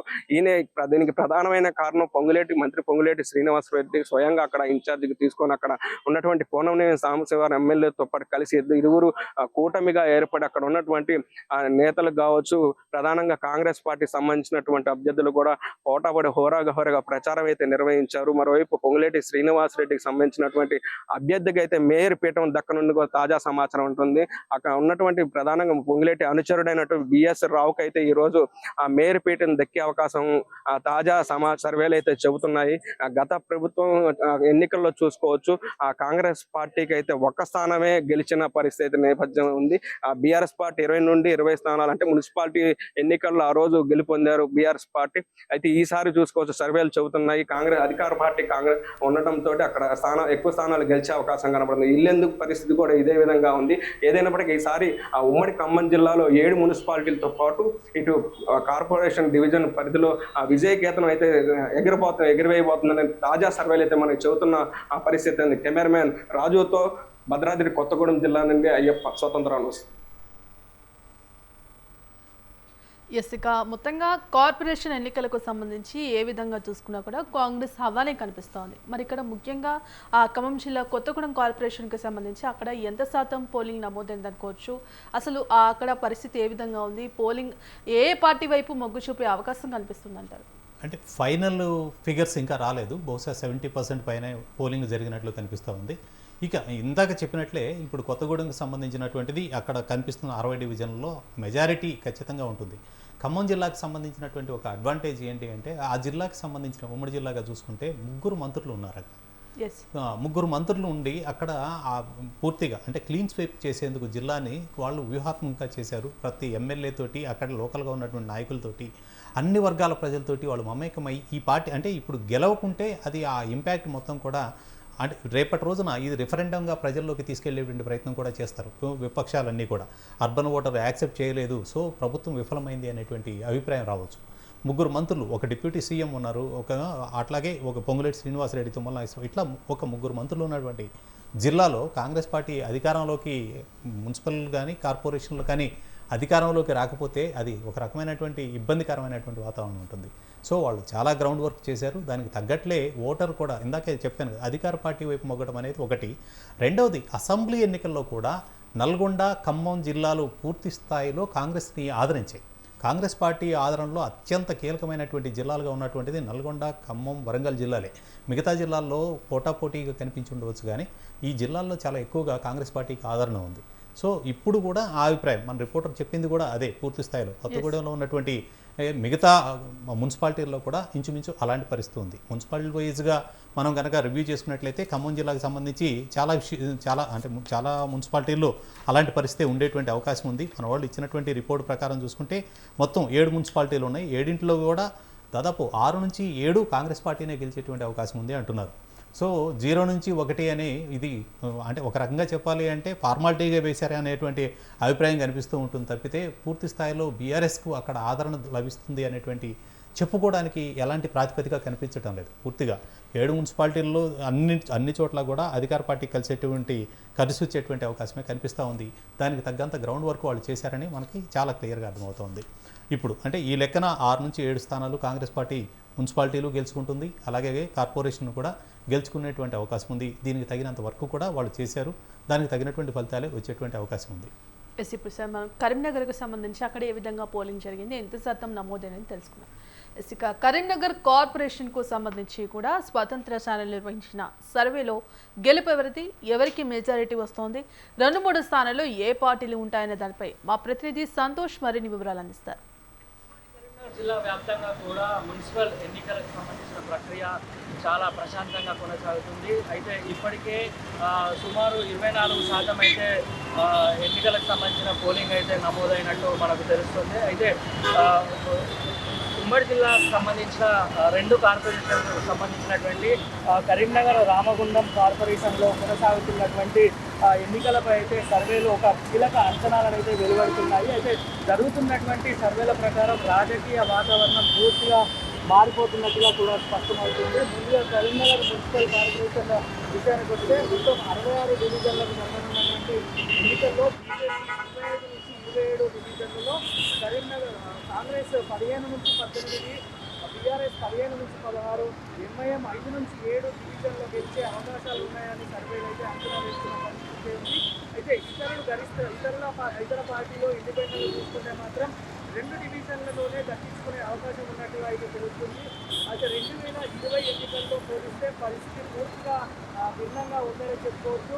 ఆ ఎన్నికల్లో బీఆర్ఎస్కు 33 స్థానాలు గెలిచి మేయర్ పీఠాన్ని దక్కించుకుంది. ఈసారి మాత్రం అందు వచ్చే అవకాశాలు స్పష్టంగా కనిపిస్తున్నాయి. అయితే సరే అయినా సరే కూడా బీజేపీ మేయర్ పీఠం దక్కించుకునే ఛాన్స్ ఎక్కువగా ఉందని సర్వేలో పేర్కొంటున్న పరిస్థితి ఉంది. బీజేపీకి కలిసొచ్చే అవకాశం ఉంది. బీఆర్ఎస్కు మాత్రం కార్పొరేటర్లపై అవినీతి ఆరోపణలు గత పాలక మండలి ఆశించిన విధంగా అభివృద్ధి చేయలేదన్న విమర్శలు ఖండితంగా మారాయి. కాంగ్రెస్ నేతల మధ్య సమన్వయం లేకపోవడం ఆ పార్టీకి పెద్ద లోపాలుగా మారిందని సర్వే అయితే చెప్తున్నారు. రామవరం మున్సిపల్ కార్పొరేషన్ సార్ మనం ప్రతినిధి చెప్పినట్టుగా కూడా ఎక్కడ కూడా మొత్తంగా కాంగ్రెస్ బీజేపీ కనిపిస్తోంది. బీఆర్ఎస్ అనేది పూర్తిగా డౌన్ అయిపోయిన పరిస్థితి మనకు కనిపిస్తుంది. ఎందుకంటారు అసలు ఈ మార్పుగా గల కారణం ఏంటంటే ప్రజలు నిజంగానే కాంగ్రెస్ అధికారంలో ఉన్న కాంగ్రెస్ని మళ్ళీ గెలిపించాలనే ఈ విధంగా ఓటు బ్యాంక్ పెరిగిందని అనుకోవచ్చు. అంటే అలా చూడడం కూడా కరెక్ట్ కాదు. ఎందుకంటే ఇక్కడ పూర్తి స్థాయిలో బీజేపీ కొంత ఆధిపత్యం చూపిస్తూ వస్తుంది కరీంనగర్ జిల్లాని. మొదటి నుంచి కూడా ఇప్పుడు ఇటీవల కాలంలో గత పార్లమెంట్ ఎన్నికలు చూసుకున్నా, అసెంబ్లీ ఎన్నికలు చూసుకున్నా, ప్రస్తుత ఎన్నికలు చూసుకున్నప్పటికీ కూడా కరీంనగర్కి సంబంధించినంత వరకు ఆ జిల్లాలో బీజేపీ కొంత ప్రభావం చూపిస్తూ వస్తుంది. ఇక్కడ ఆధిపత్యం కూడా కొంత చూపించినటువంటి పరిస్థితి ఉంది. ఇప్పుడు ఈరోజు మనకున్నటువంటి రిపోర్ట్ ప్రకారం అక్కడ ఉన్నటువంటి నిజామాబాద్దే కరీంనగర్దే తీసుకున్నట్లయితే 66 డివిజన్లు. వీటిలో 66 డివిజన్లో దాదాపు 25 నుంచి 30 డివిజన్లలో పూర్తిగా బీజేపీ క్యాండిడేట్స్ గెలిచేటువంటి అవకాశం ఉంది అనేటువంటిది రిపోర్ట్. కాంగ్రెస్ పార్టీకి సంబంధించినంత వరకు 15 నుంచి 20 మధ్య స్థానాలు ఉండేటువంటి అవకాశం ఉంది అంటున్నారు. అట్లాగే ఇక్కడ ఎంఐఎం కొంత కీ రోల్లో పోషించేటువంటి అవకాశం ఉంది. సో బీజేపీ మొదటి నుంచి బలంగా ఉంది. అలా అని చెప్పేసి ఇక్కడ పూర్తి స్థాయిలో బీఆర్ఎస్ ఏమీ కనిపించకుండా పోయేటువంటి పరిస్థితి లేదు. దాదాపు 15 నుంచి 16 డివిజన్లు, కుదిరితే 20 డివిజన్ల వరకు కూడా గెలిచేటువంటి అవకాశం అక్కడ కరీంనగర్లో ఉంది బీఆర్ఎస్కి సంబంధించి. అయితే అధికారానికి కొంత దూరం అయిపోతుంది, పూర్తిగా మేయర్ పీఠానికి పూర్తిగా దూరం అవుతుంది. ఖచ్చితంగా అటు అంటే బీజేపీకి వచ్చేటువంటి ఎడ్జి కనపడుతూ ఉంది. అట్ ద సేమ్ టైం ఇందాక మొదటే చెప్పుకున్నట్లు వీళ్ళు ఇక్కడ రాజకీయ వ్యూహాత్మకంగా వ్యవహరించడం, కొంత శిబిర రాజకీయాలు లాంటివి ఇట్లాంటివి కనుక జరిగేట్లయితే కాంగ్రెస్ పార్టీనే మళ్ళీ దాని పీఠం కూడా దక్కించుకోవచ్చు. ఇక జిల్లా వ్యాప్తంగా ఉన్నటువంటి మున్సిపాలిటీల పరిస్థితుల్లో కూడా మనం చూసినట్లయితే కరీంనగర్లో ఉన్నటువంటి మొత్తం 13 మున్సిపాలిటీల్లో ఇక్కడ పూర్తిగా చూసేట్లయితే మిగతా మున్సిపాలిటీల్లో కొంత బీఆర్ఎస్ ప్రభావం కూడా కనిపిస్తూ ఉంది. కాంగ్రెస్ అధికార పార్టీగా ఉన్నటువంటి కాంగ్రెస్ 8 నుంచి 9 మున్సిపాలిటీలు కైవసం చేసుకునేటువంటి అవకాశం ఉంటే at the same time BRS కూడా 3 నుంచి 4 స్థానాల్లో కనీసం అంటే 3 మున్సిపాలిటీల వరకు కూడా గెలుచుకునేటువంటి అవకాశం ఉంది. సో బీఆర్ఎస్ ప్రభావం పూర్తిగా పోయింది అనుకోవడానికి ఏమీ లేదు. సో అట్లాగే బీజేపీకి కానీ ఎంఐఎంకి కానీ ఇక్కడ మున్సిపాలిటీలు దక్కే అవకాశం లేదు. ఒక కరీంనగర్ కార్పొరేషన్ మీదే ఎక్కువగా అవకాశాలు కనిపిస్తున్నాయి. సో ఈ ప్రభావాన్ని మనం అంత తక్కువగా అంచనా వేయలేం. బీఆర్ఎస్ గ్రౌండ్ అంటే ఇక్కడ ఓటర్ ఎప్పుడూ కూడా ఇందాక చెప్పింది అదే, పూర్తి స్థాయిలో ఓటర్ ఆలోచన ఎప్పుడూ కూడా అభివృద్ధి వైపు, లేదా మనకి ఎలాంటి బెనిఫిట్స్ రావాలన్నా, లేదా నగరం కానీ పట్టణం కానీ అభివృద్ధి చెందాలన్నా కూడా అధికారంలో ఉన్నటువంటి పార్టీకి వేయడం వలన, ఎందుకంటే ఓటును వృధా చేసుకోవడానికి ఏ వ్యక్తి ఒప్పుకోడు. అందుకని అధికారంలో ఉన్నటువంటి వ్యక్తి వైపే వాడు ఓటరు మరలేందుకు అవకాశం ఉంటుంది. అది ఆ అడ్వాంటేజ్ను ఉపయోగించుకునేటువంటి అవకాశాలు ఉంటాయి. ప్లస్ ఆ జిల్లాకు కావాల్సినటువంటివి ప్రభుత్వం వైపు నుంచి కూడా కొన్ని ప్రకటనలు ఈ మధ్యకాలంలో వస్తూ ఉంటాయి. నిత్యం సీఎం కానీ అక్కడ జిల్లాలో ఉన్నటువంటి మంత్రులు కానీ, ఇంకొకటి కరీంనగర్కి సంబంధించినంత వరకు కూడా అక్కడ కొంత శ్రీధరబాబు వీళ్ళంతా కూడా వర్క్ చేసినటువంటి పరిస్థితి ఎక్కువగా కనిపిస్తూ ఉంటుంది. వాళ్ళ ప్రాధాన్యతలు అవన్నీ కూడా వాళ్ళ దృష్టిలో వాళ్ళ ఆలోచనలు అన్నీ కూడా చూసుకున్నప్పుడు అక్కడ ఓటమిని అంగీకరించరు. అందుకని దానికి తగ్గంత వర్క్ చేసి ఉంటారు. కాబట్టి బీఆర్ఎస్ ప్రభావం తగ్గుతూ కనిపించవచ్చు. ఇప్పుడు ఒక లెక్క చూసేట్లయితే మనకి 2023 డిసెంబర్కు ఎలక్షన్స్ జరిగినాయి. 2023లో మనకి ఎలక్షన్ జరిగినప్పుడు ఎంత, ఇప్పుడు కాంగ్రెస్ పార్టీకి 39.64 స్థానాలు గెలిచినటువంటి కాంగ్రెస్ పార్టీకి వచ్చినటువంటి ఓట్ షేర్ 39.7%. జిల్లా కాదు, రాష్ట్ర వ్యాప్తంగా ఉన్నటువంటిది. అట్ ద సేమ్ టైం బీఆర్ఎస్కి వచ్చినటువంటిది 37.6%. ఈ రెండింటి మధ్య ఉన్నటువంటి వేరియేషన్ ఎంత? కేవలం 2% మాత్రమే. ఈ 2% చూసినట్లు అదే బీజేపీ 14%కి వచ్చింది. బీజేపీ 14%కి అంటే ఇది 14% అని చెప్పలేము, ఎందుకంటే అది పోటీ చేసిన స్థానాలనే కంపేర్ చేసుకుని లెక్క చూసుకున్నప్పుడు ఇంకా ఇది పెరుగుతుంది. సో మొత్తం ఉన్నటువంటి 17 స్థానాలకి కంపేర్ చేసి అక్కడ వాళ్ళు గెలిచిన స్థానాల్లో అయితే ఓట్ షేరు గెలుపుకి వచ్చిందంటే వాళ్ళ ఓట్ షేరు భారీగా ఉన్నట్లు అనమాట. ట్రయాంగిల్ ఫైట్లో బీజేపీ చాలా కీలకంగా వ్యవహరించింది కరీంనగర్లో. సో అట్లాగే ఇదే పరిస్థితి మరి అంతకుముందు 2018 ఎన్నికలను చూసుకున్నప్పటికీ కూడా ఇది కాంగ్రెస్ పార్టీ కేవలం 19 స్థానాలకు పరిమితమైంది. ఆ రోజు గెలుచుకున్నటువంటిది 28, ఆ రోజు వచ్చినటువంటి vote share 28.7%. At the same time బీఆర్ఎస్కి వచ్చినటువంటి ఇది 47.4%. అంటే 47 నుంచి 37%, 10% ఓట్ షేర్ కోల్పోయింది బీఆర్ఎస్ పార్టీ. అంత మాత్రం చేత ఇదంతా కూడా అంటే ఓటర్ మొత్తం టర్నౌట్ అయిపోయాడు, పూర్తిగా మారిపోయింది అనుకోవడానికి ఏమీ లేదు. లోకల్ బాడీస్లో ఉండేటువంటి ఆ ప్రభావం ఎప్పుడు ఉంటుంది, ఆ ప్రభావం ఖచ్చితంగా కనిపించింది. ఇంకొకటి ఏంటంటే గ్రామీణ వాతావరణం పట్టణాల్లో పెద్దగా కనిపించదు, కానీ గ్రామీణ వాతావరణంలో రెండు వర్గాలుగా ఓటర్ ఉండేటువంటిది ఉంటుంది. ఒకరు కాంగ్రెస్ వైపు ఉంటే మరొకరు ఆటోమేటిక్గా ఆపోజిట్ ఎవరుంటే వాళ్ళ వైపు ఉంటూ ఉంటారు. ఈ గ్రామాల్లో ఉండేటువంటి కక్షలు కానీ ఈ గ్రూప్ రాజకీయాలు కానీ ఇవన్నీ కూడా ఓటర్ మీద ప్రభావం చూపుతూ ఉంటాయి. అట్లాగే ఈ ఇటీవల కాలంలో పెరిగినటువంటి ఈ మున్సిపాలిటీలన్నీ కూడా చాలా ఇంతకుముందు కంటే కూడా ఈ నగర పంచాయతీలు చాలా పెరిగిపోయినాయి. ఈ నగర పంచాయతీల్లో ఓటరు ఇంకా అట్లాగే టర్నౌట్ అవుతూ వస్తారు. సో ఆ ప్రభావం కూడా చాలా క్లియర్గా ఉంటుంది. దాన్ని మనం చూసినట్లయితే కరీంనగర్కి సంబంధించినంత వరకు అది చాలా క్లియర్ కనిపిస్తూ ఉంది. అక్కడ ఉన్నటువంటి 13 మున్సిపాలిటీల్లో కూడా ఈ పరిస్థితి కనిపిస్తూ ఉంది. ఎక్కువగా హుజూరాబాద్ కానివ్వండి, మిగతా మున్సిపాలిటీలు గెలిచేటువంటి వార్డులకు సంఖ్య కానీ ఏది చూసినా జమ్మికుంట, జగిత్యాల ఇవన్నీ కూడా రాయికల్, చొప్పదండి, ఎక్కడన్నా చూడండి ధర్మపురి, మెట్పల్లి, సిరిసిల్ల ఇవన్నిటి కూడా ఇప్పుడు సిరిసిల్ల ఉంది. సిరిసిల్లాకు సంబంధించినంత వరకు కూడా అక్కడ బీఆర్ఎస్కే ఎక్కువ అవకాశం ఉంటుంది. ఎందుకు అంటే అది కేటీఆర్ సొంత నియోజకవర్గం. అట్లాగే ఇప్పుడు వేరే చోటకి కొడంగల్ లాంటి స్థానానికి వచ్చాం, రేవంత్ రెడ్డి సొంత నియోజకవర్గం. అక్కడ ఓటమిని వాళ్ళు జీర్ణించుకోరు, అందుకని అక్కడ ఉన్నటువంటి క్యాడర్ తోటి చాలా తీవ్రంగా వర్క్ చేయిస్తారు. అందుకని వాళ్ళ గెలుపుకి అవకాశాలు ఎక్కువగా కనిపిస్తూ ఉంటాయి. సో కరీంనగర్లో కూడా అలాంటి వాతావరణం తప్పితే వేరే అవకాశాలు ఉన్నాయని నేను అనుకోవడం లేదు. మొత్తంగా చూసుకుంటే కనుక ఈ మున్సిపల్ ఎన్నికలకు సంబంధించి పోలింగ్లో కూడా ఈ గతంలో కంటే కూడా ఈసారి పోలింగ్ శాతం నమోదైంది. ప్రజల్లో కొంత అవగాహన వచ్చిందని అనుకోవచ్చు. ఓటర్ ఎప్పుడు అవగాహనతోనే ఉన్నాయండి. ఓటర్ ఎప్పుడు అవగాహన లేకుండా లేదు. ఓటర్ ఎప్పుడు కూడా చాలా క్లియర్ కట్గా ఎవరికి ఓటు వేయాలి అనే దాని మీద డిసైడ్ అయ్యి ఉంటాడు. అలాగే ఇటీవల కాలంలో మీరు గడిచినటువంటి ఈ డికేడ్ లేదా 15-20 సంవత్సరాల వరకు చూసుకున్నట్లయితే ఓటింగ్ పర్సంటేజ్ ఎప్పుడు పెరుగుతూ వస్తుంది. మీరు లోకల్ వాటిల్లో ఇంకా ఎక్కువగా ఓటింగ్ షేర్ వస్తుంది. సహజంగా మీరు అసెంబ్లీ చూసినా పార్లమెంట్ చూసినా 90% వరకు 92% వరకు కూడా పోలైనటువంటి బూతులు మనకు కనిపిస్తూ ఉంటాయి. ఇంకా మిగిలినటువంటి 8-10% వాళ్ళు స్థానికంగా ఉండొచ్చు, లేదా అక్కడ ఓటర్గా నమోదైనప్పటికీ పిల్లలు ఉద్యోగాల రీత్యానో ఇంకొక కారణంతో బయట ఎక్కడో ఉండవచ్చు.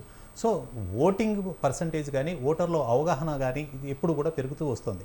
అది పెరగకపోవడం అనేటువంటిది ఎప్పుడూ లేదు. పూర్తిగా ప్రజల్లో అవగాహన ఎప్పుడూ ఉంది. అలాగే ఓటు ఎటు వేయాలి, ఎలా వేయాలి అనే దాని మీద కూడా ఒక స్పష్టత ఉంది. ప్రజలు ఎప్పుడూ అమాయకంగా లేరు. పొలిటికల్ పార్టీలు వాళ్ళ విధానాలు ఏవో ఉంటాయి. కొంతమంది కొన్ని చిన్న చిన్న మాస్ ఏరియాల్లో వాటిని ఓటర్ని కొంటున్నాము అని చెప్తూ ఉంటారు. నిజంగానే ఇదైతే డబ్బున్నవాడు తప్పితే ఇంకొకటి ఎవడు కూడా అధికారంలోకి రారు, అవకాశమే లేదు. డబ్బు పంచడం అనేది ఒక క్రైటీరియా కూడా కాదు. వీళ్ళు అంటే ఇచ్చేటువంటి తాయిలాలు ఇస్తారు, చీరలు ఇస్తారు, లేకపోతే ఇంకేవో హామీలు ఇస్తారు, రాత్రికి రాత్రి పంపకాలు చేస్తారు. ఇవన్నీ కూడా తీసుకున్నప్పటికీ ఓటర్ ఎటు వేయాలో అటే వేస్తాడు తప్పితే రెండో వైపు ఓటు వేసేటువంటి అవకాశం ఎక్కడా లేదు. అందుకని ఓటర్ ఎప్పుడు అవగాహనతోటే ఉంటాడు. ఓటర్ అమాయకుడు అయితే కాదు ఖచ్చితంగా. సార్, మనం ఇప్పుడు నల్గొండ కార్పొరేషన్కి సంబంధించి అక్కడ ఎంత శాతం పోలింగ్ నమోదైంది, ఏ విధంగా ఉందని తెలుసుకున్నాం. ఇక నల్గొండ కార్పొరేషన్కి సంబంధించి కూడా గెలుపు ఎవరిది? అధికార పక్షం అత్యధిక డివిజన్లు గెలుస్తోందా, లేక ప్రతిపక్షాలు డివిజన్లు సాధిస్తాయి? మా ప్రతినిధి సైదులు మరిన్ని వివరాలు అందిస్తారు. నల్గొండ తొలిసారి కార్పొరేషన్ అయింది. ఈ నేపథ్యంలో కూడా అన్ని పార్టీలు కూడా మేయర్ పీఠం కోసం కసరత్తు చేస్తున్నటువంటి పరిస్థితి ఉంది. ఎందుకంటే తమ ప్రధాన పార్టీలన్నీ కూడా ధీమా వ్యక్తం చేస్తున్నాయి మేయర్ పీఠం కోసము. ప్రధానంగా ఏదైతే చూడొచ్చు, ఇప్పటికే 48 నల్గొండ 48 వార్డులకు గాను 199 పోలింగ్ కేంద్రాలను ఏర్పాటు చేశారు. మొత్తంగా ఈ కార్పొరేషన్కి సంబంధించినటువంటి పరిధిలో ఏతున్నాయో ఈ 48 డివిజన్లకు గాను 199 పోలింగ్ కేంద్రాలను ఏర్పాటు చేశారు. దీనికి సంబంధించి కూడా అంటే మేయర్ అభ్యర్థిని కూడా కాంగ్రెస్ ఇప్పటికే ప్రకటించినటువంటి నేపథ్యంలో కూడా మొత్తంగా నల్గొండ కార్పొరేషన్ పరిధిలో చూసుకున్నట్లయితే 1,04,200 మంది ఓటర్లు ఉన్నట్టు కూడా తెలుస్తూ ఉంది. ఇప్పటికే దీనికి సంబంధించి కూడా తమ ఓటు హక్కుని వినియోగించుకునేందుకు కూడా ప్రజలైతే పోలింగ్ కేంద్రాల వద్దకు వస్తున్నటువంటి పరిస్థితి కల్పిస్తూ ఉంది. మొత్తంగా మేయర్ పీఠాన్ని దక్కించుకోవడం కోసం అన్ని ప్రధాన పార్టీలు ధీమా వ్యక్తం చేస్తున్నటువంటి పరిస్థితులలో కూడా ఇప్పటికే కాంగ్రెస్ కూడా 32 స్థానాలు స్థానాలను గెలుస్తాయనే ధీమా వ్యక్తం చేస్తున్నటువంటి పరిస్థితి అయితే కల్పిస్తూ ఉంది. సో మొత్తంగా ప్రతిపక్ష పార్టీ బీఆర్ఎస్ కావచ్చు, ఇటు బీజేపీ కావచ్చు, అదేవిధంగా ఎంఐఎం కావచ్చు, ఇంకా స్వతంత్ర అభ్యర్థి కావచ్చు.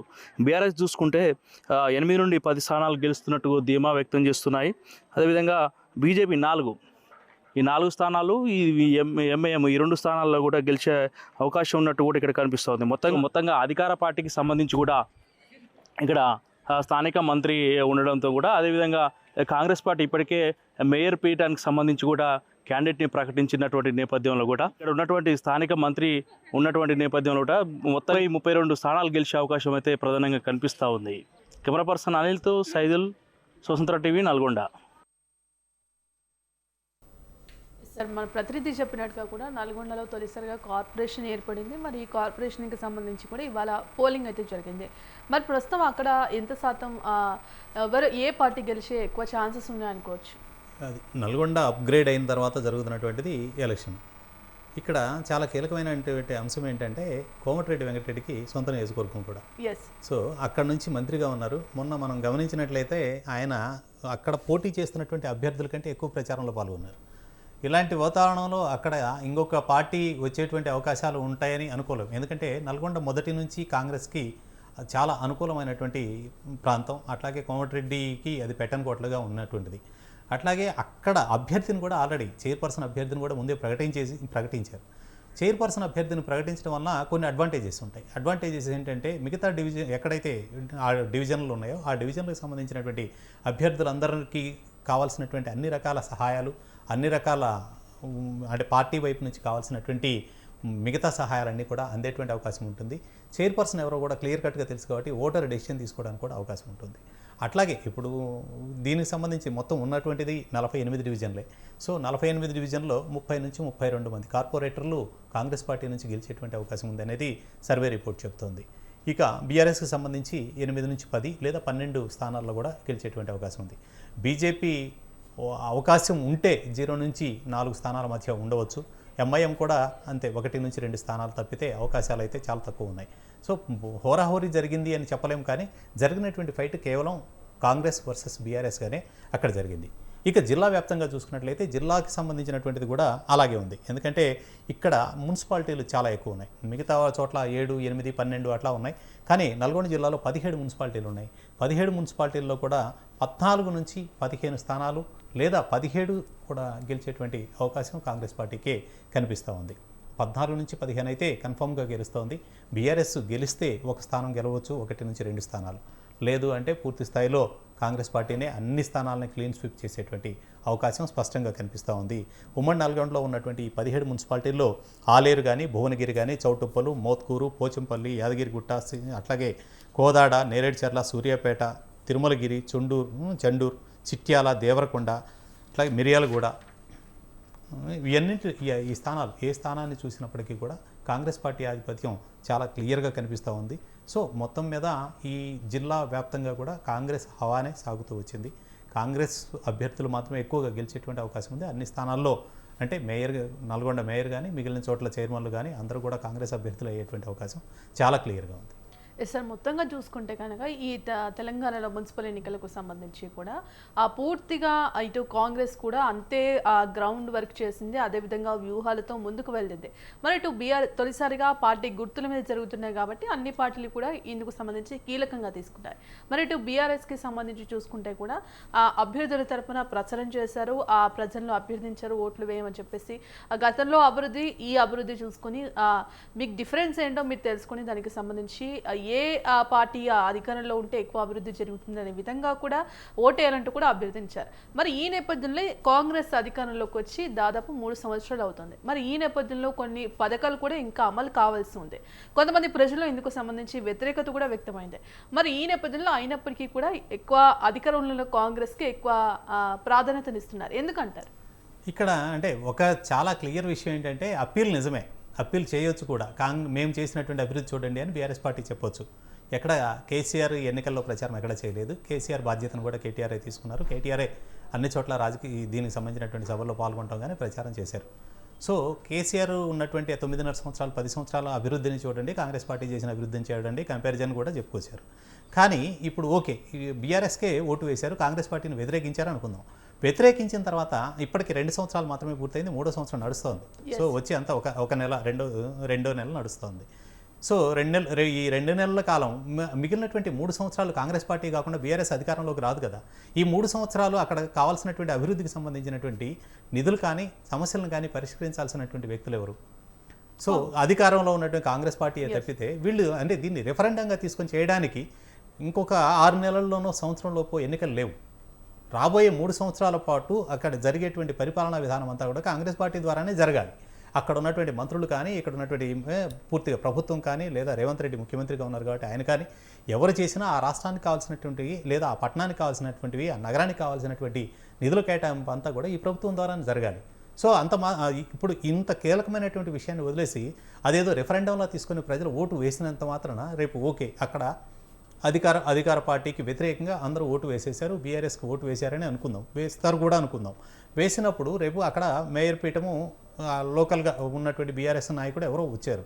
సో అక్కడ నిధులు ఎక్కడి నుంచి తీసుకురావాలి? స్థానిక సంస్థలకు ఇచ్చేటువంటి నిధులకు సంబంధించి ఫైట్ చేసి తెచ్చుకునేటువంటి పరిస్థితులు ఉంటాయా? ఎవరు లోకల్గా ఉన్నటువంటి మంత్రులు ఏ మేరకు వాళ్ళకి సహకరించేటువంటి అవకాశం ఉంది? సో వీళ్ళు చేసినటువంటి అప్పీలు తప్పు కావడం లేదు, కానీ సమయం ఉంది. ఈ అంత వ్యవధిని పూర్తి స్థాయిలో వదిలేసుకొని దాన్ని రెఫరెండంగా తీసుకునేటువంటి పరిస్థితి ఉంటుందని నేను అనుకోను. ఇంకొకటి కొన్ని అభివృద్ధి కార్యక్రమాలకు సంబంధించినవి కానీ, చేపట్టినటువంటి కానీ, ప్రకటనలు కానీ అవి కూడా చాలా కీలకమైనటువంటిది. ఇప్పుడు అటు హైవేకి సంబంధించినటువంటిది అంటే హైదరాబాద్ హైవే నుంచి అటు చెన్నై హైవేకి కలుపుతూ ఒక హైవే నిర్మాణం జరగబోతుంది. రైల్వేకి సంబంధించినటువంటిది ఈ కేంద్ర ప్రభుత్వం నుంచి వచ్చి ఉండొచ్చు, కానీ ఇది బీజేపీ కంటే కూడా లోకల్గా ఉన్నటువంటి ప్రభుత్వానికి మాత్రమే ఎక్కువ అడ్వాంటేజ్ అవుతూ వస్తుంది. రైల్వేకి సంబంధించినటువంటి వర్కులు ప్రారంభమయ్యేటువంటి అవకాశం ఉందని చెప్తున్నారు. మూసీ ప్రక్షాళన కనుక జరిగితే మొట్టమొదట లాభపడేటువంటిది నల్గొండ జిల్లానే. ఆ రోజున రేవంత్ రెడ్డి కూడా ఇక్కడ హైదరాబాద్ నుంచి ప్రారంభించి పాదయాత్ర నల్గొండ జిల్లా వరకే చేశారు. ఎందుకంటే ఈ నీటి అవసరాలన్నీ కూడా తీర్చేది నల్గొండ జిల్లా వాసులకు మొట్టమొదటి స్థానం ఉంటుంది. అందుకని ప్రాధాన్యత క్రమంలో చూసుకున్నప్పుడు అధికారంలో ఉన్నటువంటి ప్రభుత్వం వైపు మొగ్గు చూపడం అనేది కామన్గా జరిగేటువంటిది. అందుకే నల్గొండ జిల్లా ఫలితాలకు సంబంధించినప్పుడు బీఆర్ఎస్కి వస్తే ఒక స్థానం వచ్చేటువంటి అవకాశం ఉంటుంది, లేదా 1-2 స్థానాలు, కానీ మెజారిటీ అయితే అందులో చాలా తక్కువ ఉంది అనేటువంటిది మన వాళ్ళ ద్వారా జరిగినటువంటి సర్వేలో వస్తున్నటువంటి స్పష్టమైన రిజల్ట్. సార్ ఇప్పటి వరకు అయితే దాదాపు 65% నుంచి 70% వరకు పోలింగ్ నమోదైంది. మరి ఈ నేపథ్యంలో ఇప్పుడు మంచిర్యాల కార్పొరేషన్కి సంబంధించి అక్కడ ఏ విధంగా పోలింగ్ జరిగింది, ఎంత శాతం నమోదైందని తెలుసుకుందాం. ఇటు మంచిర్యాల కార్పొరేషన్లో గెలుపెవరిది? అధికార పక్షం అత్యధిక డివిజన్లు గెలుస్తోందా? ప్రతిపక్షాల డివిజన్లు ఎన్ని సాధిస్తాయి? ఇందుకు సంబంధించి మా ప్రతినిధి లక్ష్మణ్ మరిన్ని వివరాలు అందిస్తారు. మంచిర్యాల జిల్లా మున్సిపాలిటీ కార్పొరేటివ్ ఎన్నికల సందర్భంగా 60 డివిజన్లు ఉన్నాయి. అందులో కాంగ్రెస్ పార్టీ 42 స్థానాలు, బీఆర్ఎస్ పార్టీ 45 స్థానాలు, బీజేపీ 9.10 స్థానాలు. ఈ స్థానాలు గత సంవత్సరంలో 2020లో బీఆర్ఎస్ పార్టీ కాంగ్రెస్ పార్టీ ఈ బలపరిచిన ఈ కార్పొరేటివ్ ఎన్నికలలో చూసుకుంటే కాంగ్రెస్ పార్టీ మాత్రము 14 స్థానాలు గెలిచాయి. ఇటు బీఆర్ఎస్ పార్టీ మాత్రము 21 స్థానాలు గెలుపొందింది. ఇటు బీజేపీ మాత్రము 1 స్థానము గెలుపొందింది. ఇతర పార్టీలు మాత్రం ఒక స్థానం మాత్రం గెలుపు సాగాయి. ఆ గతంలో చూసుకుంటే ఈరోజు కార్పొరేట్ మంచిర్యాల ఎన్నికల సందర్భంగా చూసుకుంటే బీఆర్ఎస్ పార్టీ అభ్యర్థులు మాత్రము పార్టీలను అంటే పదవులను దక్కించుకోవాలని కాంగ్రెస్ పార్టీ చేరడం అంటే అభ్యర్థులకు జరిగింది. ప్రేమ్ సాగర్ రావు ఈ ఏదైతే 60 స్థానాలు ఉన్నాయో ఆ 60 స్థానాల్లో అభ్యర్థులను మాత్రము 60 అభ్యర్థులు మాత్రము మంచి అభ్యర్థులు మాత్రం పెట్టడం జరిగింది. అలా చూసుకుంటే ఇటు బీఆర్ఎస్ పార్టీ వెనుక నుండి తిరగడంతో ఇటు బీఆర్ఎస్ పార్టీ అదాలు జరుగుతుంది. సరిగ్గా నియోజకవర్గాలుగా చూసుకుంటే ఏ నియోజకవర్గాలైనా కాంగ్రెస్ హవానే ముఖ్యంగా కనిపిస్తోంది. కాంగ్రెస్ బీజేపీ వర్సెస్ అన్నట్లుగా కనిపిస్తోంది. మరి ఈ నేపథ్యంలో ఇప్పుడు కనుక ఒకవేళ కాంగ్రెస్ ఈ మున్సిపల్ ఎన్నికల్లో గెలిస్తే కనుక కొంతమేర ఇటు పట్టణాల్లో కావచ్చు, గ్రామాల్లో కావచ్చు అభివృద్ధి జరిగే అవకాశం ఉందంటారా? ఎందుకంటే ఇప్పటికే చాలా మున్సిపాలిటీలో నిధులు లేక ఎక్కడి పనులు అక్కడే ఆగిపోయిన పరిస్థితి కనిపిస్తోంది. కొంతమేర అభివృద్ధి ఇంకా పెండింగ్లోనే ఉన్న పరిస్థితి కనిపిస్తుంది ఇటు కార్పొరేషన్లకు సంబంధించి. ఇప్పుడు ఈ గెలుపు ద్వారా ఏమైనా మార్పు వచ్చే అవకాశం ఉందంటారా? అంటే ఇది అధికారానికి సంబంధించినంత వరకు జరిగేటువంటిది అన్నీ చూడాలి తప్పితే రేపు అద్భుతంగా ఏదో జరిగిపోతుందని. ఎందుకంటే అక్కడ మున్సిపల్ ఎన్నికల్లో గెలిచినా గెలవకపోయినా రాష్ట్ర ప్రగతి అనేది ప్రభుత్వం చేయాల్సినటువంటి బాధ్యత. కానీ ప్రభుత్వం నిజానికి నిధుల సమస్యతో కొట్టుమిట్టాడుతోంది. దీనికి పెద్దగా రహస్యాలు ఏమీ లేవు. అప్పుల కోసం చూసేటువంటి పరిస్థితి. మీకు అభివృద్ధి లేదా ఇంకొకటి ఏది చేసినా కూడా హైదరాబాద్ చుట్టుపక్కల జరుగుతున్నటువంటిది ఎక్కువగా కనిపిస్తూ ఉంటుంది. కానీ మిగతా రాష్ట్ర వ్యాప్తంగా జరిగేందుకు కావాల్సినటువంటి ఫండింగ్ అంతా కూడా తెచ్చుకునేటువంటి పరిస్థితి లేదు. ఇక్కడ కాంగ్రెస్ పార్టీ అధికారంలో ఉంది, కేంద్రంలో అటు బీజేపీ అధికారంలో ఉంది. సో అంటే ఒకే ప్రభుత్వం కేంద్రంలో రాష్ట్రంలో వచ్చేటువంటి అడ్వాంటేజెస్ ఇక్కడ వచ్చేటువంటి అవకాశం కొంత తక్కువగా ఉంటుంది. రావని చెప్పడం లేదు, ఎందుకంటే కేంద్ర బడ్జెట్ ఉంది. మొన్న అట్లాగే స్పీడ్ యాక్సెస్ రోడ్లు వాటికి సంబంధించినవన్నీ కూడా తెలంగాణతో లింక్ చేస్తూనే కొన్ని కేటాయించారు. ఈ కేటాయింపులు అట్లాంటివన్నీ కూడా ఉంటాయి. కానీ కామన్గా వచ్చేటువంటివి తప్పితే ప్రత్యేకంగా నిధులు తెచ్చుకోవడానికి ఉన్నటువంటి పాసిబిలిటీస్ అన్నీ కూడా తగ్గిపోతాయి. ఇంకొకటి, ఇప్పుడు మున్సిపాలిటీలు అన్నింటిలో గెలిచిన టోటల్గా ఉన్నటువంటి 116 మున్సిపాలిటీలు లేదా 7 కార్పొరేషన్లో కూడా కాంగ్రెస్ పార్టీ గెలిచినంత మాత్రాన రాత్రికి రాత్రి మేము గెలిచేసాము కాబట్టి కేటాయిస్తాము అనేటువంటి కేటాయించడానికి కావాల్సినటువంటి ఫండింగ్ రాష్ట్ర బడ్జెట్లో ఉండాలి. రేపు బడ్జెట్ ప్రవేశపెట్టే దాంట్లో ఇక్కడ ఉన్నటువంటి కీలకమైనటువంటి ప్రాజెక్టులకు తప్పితే ప్రత్యేకంగా కేటాయించేటువంటి అవకాశం లేదు. 74వ రాజ్యాంగ సవరణ తర్వాత స్థానిక సంస్థలకు కేటాయించేటువంటి నిధులకు సంబంధించినటువంటి విషయాల్లో ఈరోజు కేంద్రం ఎలాంటి సీతకన్ను వేస్తుందో అట్లాగే రాష్ట్రం కూడా వాటికి సంబంధించినటువంటి కేటాయింపుల విషయంలో ఒక స్పష్టత లేకుండా పోతుంది. దీని కారణంగా జరుగుతున్నటువంటి అనర్థాలు ఏంటి అంటే లోకల్ బాడీస్ అన్నీ కూడా అక్కడ ఇప్పుడు ఒక మున్సిపాలిటీ ఉంది, మున్సిపాలిటీలో పారిశుద్ధ్య సిబ్బంది దగ్గర నుంచి అక్కడ పనిచేసేటువంటి సిబ్బంది వరకు జీతభత్యాలు ఇవ్వడానికి, అక్కడ మిగతా నిర్వహణ ఖర్చులు చేయడానికి, శానిటేషన్కి సంబంధించిన వీటికే సరిపోయినటువంటి పరిస్థితుల్లో కొట్టుమిట్టాడుతూ ఉన్నాయి. ఆదాయ వనరులు పెంచుకోవాలంటే ప్రజల దగ్గర నుంచి పన్నులు పెంచుకోవడమో ఇంకొకటి చేయాలి. ఎంతవరకు పెంచుతారు? ఇప్పటికే వాళ్ళ ఆదాయానికి దాదాపు 30% లేదా 28% వరకు కూడా ట్యాక్సుల రూపంలో కడుతూ వస్తున్నారు. అది కట్టడం వల్ల లోకల్ బాడీస్ మీద వ్యతిరేకత, అలాగే పార్టీల మీద వ్యతిరేకత వస్తుంది. సో అక్కడికక్కడ కొత్తగా వనరులు, ఇప్పుడు ఫర్ ఎగ్జాంపుల్ చౌటుప్పల్ లాంటి మున్సిపాలిటీ ఉందనుకుందాం. చౌటుప్పల్ లాంటి మున్సిపాలిటీకి ఏంటంటే ఇండస్ట్రీస్ ఉంటాయి. ఇండస్ట్రీస్ ఉండడం వల్ల వాళ్ళ ఆదాయ వనరులు బాగా ఉంటాయి. కానీ ఎక్కడో ఆదిలాబాద్ జిల్లాలో ఉన్నటువంటి మున్సిపాలిటీకి అంత ఆదాయం రావడానికి పాసిబిలిటీ ఉండదు. సో ఇప్పుడు అద్భుతాలు జరిగిపోతాయని చెప్పుకోవడానికి ఏం లేదు. కాకపోతే ఓటర్ తీర్పుకు సంబంధించినంత వరకు కూడా ఇప్పుడు జరిగినటువంటి ఈ అన్నింటికి సంబంధించి ఎన్నికలకు సంబంధించి వచ్చినటువంటిది కొంత రెఫరెండంగా తీసుకొని మమ్మల్ని ఆదరించారని అధికారంలో ఉన్నటువంటి పార్టీ చెప్పుకోవచ్చు. కొంత వ్యతిరేకత వచ్చింది, మాకు కూడా అనుకూలత ఉంది అని చెప్పి మిగతా విపక్షాలుగా ఉన్నటువంటి అటు బీఆర్ఎస్ కావచ్చు, బీజేపీ కావచ్చు చెప్పుకోవడానికి ఒక అవకాశం కల్పిస్తుంది తప్పితే మిగతా వాటికి ఛాన్స్ ఉంటుందని నేను అనుకోవడం లేదు.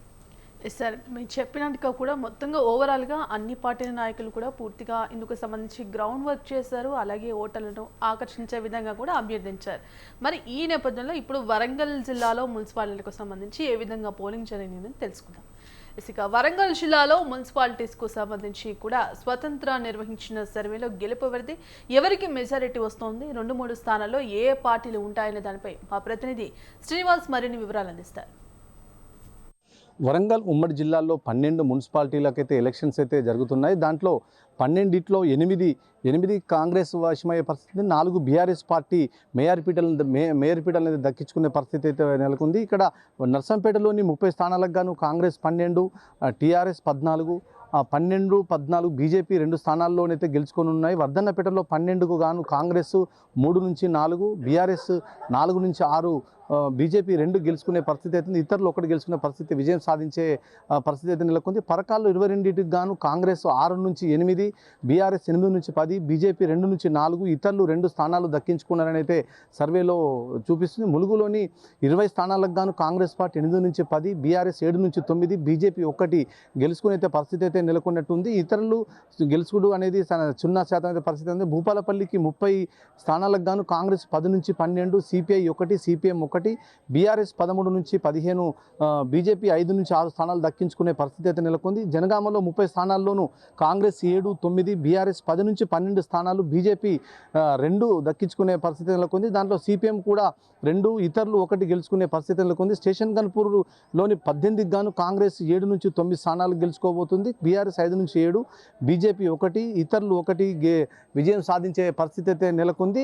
దీని తొర్రూరులోని 16 స్థానాల్లోనూ కాంగ్రెస్ 7 నుంచి 9, బీఆర్ఎస్ 4 నుంచి 6 స్థానాలు గెలుచుకునే పరిస్థితి అయితే నెలకొంది. ఈ విధంగా పూర్తిగా ఉమ్మడి జిల్లాలోనైతే 12 స్థానాలు, ఉమ్మడి జిల్లాలోని 12 మున్సిపాలిటీలు కానీ 8 కాంగ్రెస్ పార్టీ గెలుచుకునే పరిస్థితి ఉంది. 4 మాత్రం బీఆర్ఎస్ పార్టీ గెలుచుకునే పరిస్థితి అయితే ఈ సర్వేలో మనకు అర్థమవుతుంది. ఇదే విధంగా బీఆర్ఎస్ కాంగ్రెస్ పార్టీలు ఎక్కడ కూడాను నువ్వంటే నువ్వునా అనే పరిస్థితి నెలకొంది. అది బీఆర్ఎస్ పార్టీ భూపాలపల్లిలో లక్షల రూపాయలతోని ఇలా పోలీస్ శాఖ అయితే పట్టుబడ్డ పరిస్థితి నెలకొంది.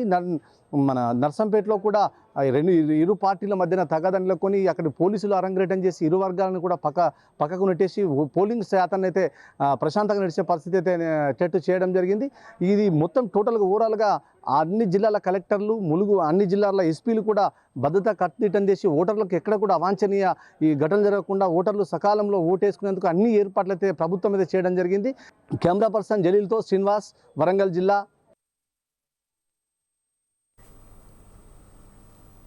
సార్, ప్రతినిధి చెప్పినట్టుగా కూడా ఎక్కడ చూసినా ఇప్పుడు వరంగల్లో చూసుకుంటే కూడా ఇటు కాంగ్రెస్, బీఆర్ఎస్, బీజేపీ 1-2 స్థానాలు గెలుచుకుంది. బీఆర్ఎస్ కాంగ్రెస్ ఎక్కువ పోటీ కనిపిస్తూ ఉంది.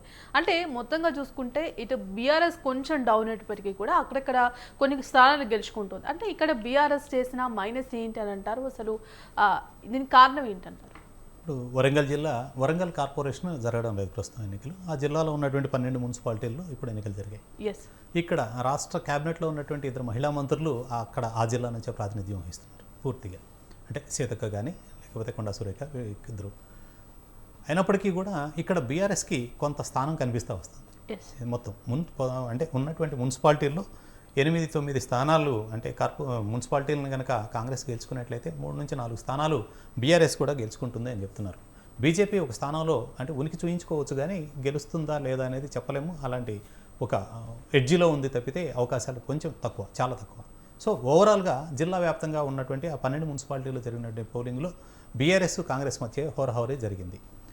సో ఇప్పుడు కనిపిస్తున్నటువంటి మనకు కనిపిస్తున్నటువంటి మన ప్రతినిధి చెప్పినా మనకి కనిపిస్తున్నటువంటి లెక్కల ప్రకారం చూసినప్పటికీ కూడా 8-9 స్థానాలు కాంగ్రెస్ పార్టీ గెలిస్తే వీళ్ళు గెలుస్తారు. హోరాహోరీ ఉండడానికి కారణం ఏంటి అంటే ఆ జిల్లాలో గత ఎన్నికల్లో కూడా జరిగినప్పటి నుంచి కొంత బీఆర్ఎస్ ప్రాధాన్యం, ఎందుకంటే ఖమ్మం, నల్గొండ అంత క్లీన్ స్వీప్ చేసేటువంటి వాతావరణం అక్కడ లేదు. ఒకటి. రెండవది, తెలంగాణ అనేటువంటి భావం ఉన్నటువంటి జిల్లాల్లో వరంగల్ జిల్లా చాలా ఎక్కువగా ఉంటుంది. వరంగల్కి అంటే ఒక రకంగా తెలంగాణకి రెండో క్యాపిటల్ లాగా చేయాలి అనేటువంటి అభిప్రాయం కూడా తొలి నుంచి ఉన్నటువంటి ప్రాంతం అది. సో తెలంగాణ ఉద్యమానికి చాలా బీజం వేసినటువంటి ప్రాంతం. సో అందుకని బీఆర్ఎస్కి అక్కడ ఎక్కువగా ఆదరణ కూడా ఉంటుంది. అక్కడ పోయినసారి కూడా ఎమ్మెల్యేలు కొంతమంది అక్కడ గెలవడం ఇవన్నీ కూడా అందుకే అదే కారణం. ఈ రోజున ఉన్నటువంటి పరిస్థితుల్లో కూడా బీఆర్ఎస్ అక్కడ డి అనేటువంటి వాతావరణమే ఉంది. సో అయితే అధికార పార్టీ ఎడ్జ్ అనేది చాలా క్లియర్గా ఉంటుంది కాబట్టి వాళ్ళు ఎక్కువ స్థానాలు గెలిచేటువంటి అవకాశం ఉంది తప్పితే వరంగల్ జిల్లాలో ఖచ్చితంగా బీఆర్ఎస్ కూడా తన ఉనికి చాటుకుందని చెప్పుకోవడానికి ఎక్కువ అవకాశం కనిపిస్తూ ఉంది. సార్, మరి కార్పొరేషన్ ఎన్నికలకు సంబంధించి కూడా మొత్తం ఏ విధంగా ఉండబోతుంది అంటే కాంగ్రెస్ అధికారంలో ఉంది కాబట్టి ఇప్పుడు ఇంకా ఏమైనా హామీలు ఇస్తే ఇంకా కొంచెం అభివృద్ధి జరిగే అవకాశం ఉంటుంది కాబట్టి ఆ విధంగా గెలుపు అనేది కాంగ్రెస్ వైపు కనిపిస్తూ ఉంది. మరి ఈ నేపథ్యంలో ఇటు ఖమ్మం మున్సిపాలిటీకి సంబంధించి అక్కడ పోలింగ్ ఏ విధంగా జరిగింది దాని గురించి తెలుసుకుందాం. ఖమ్మం మున్సిపాలిటీకి సంబంధించి కూడా స్వతంత్ర సేనలు నిర్వహించిన సర్వేలో ఏ పార్టీ గెలుస్తోంది, ఎవరికి మెజారిటీ వస్తోంది, 2-3 స్థానాల్లో ఏ పార్టీలు ఉంటాయనే దానిపై మా ప్రతినిధి అయ్యప్ప మరిన్ని వివరాలు అందిస్తారు. ఉమ్మడి ఖమ్మం జిల్లాలో 7 మున్సిపాలిటీలు కాంగ్రెస్ పార్టీ హస్తగతం చేసుకునే అవకాశం కనబడుతుంది. ఇప్పటికే సర్వేలు చెబుతున్న ప్రకారం 7 మున్సిపాలిటీలు ఏదైతే పూర్తిగా కాంగ్రెస్ పార్టీనే హస్తగతం చేసుకోబోతుందని మనకి సర్వేలు చెబుతున్న పరిస్థితి ఉంది.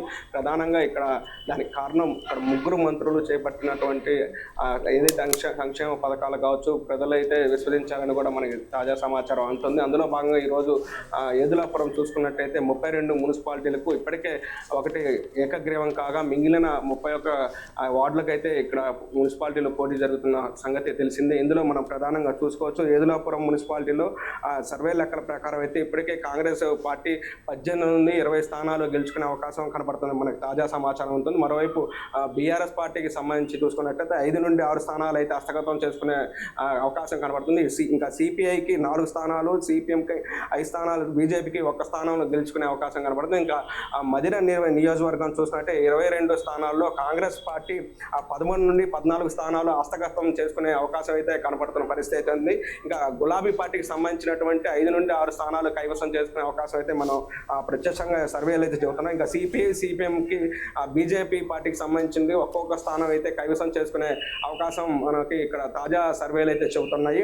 ఇంకా మరోవైపు వైరా నియోజకవర్గానికి వస్తే ఇంకా 20 వార్డులకు సంబంధించినటువంటి మున్సిపాలిటీలో హోరాహోరీగా పోటీ సాగినప్పటికీ కాంగ్రెస్ పార్టీకి సంబంధించి 8 నుండి 9 స్థానాలు అయితే కైవసం చేసుకునే అవకాశం అయితే కనబడుతుంది. ఇంకా బీఆర్ఎస్ పార్టీకి సంబంధించి 6 నుండి 7 స్థానాలు అయితే హస్తగతం చేసుకునే అవకాశం అయితే మనం ప్రత్యక్షంగా సర్వేలు అయితే చెబుతున్నాయి. ఇంకా బీజేపీ పార్టీకి 1 స్థానంతో పాటు ఇటు సిపిఐకి 1 స్థానం, ఇంక సిపిఎంకి 1 స్థానం గెలిచే అవకాశం అయితే సర్వేలు అయితే చెబుతున్నాయి.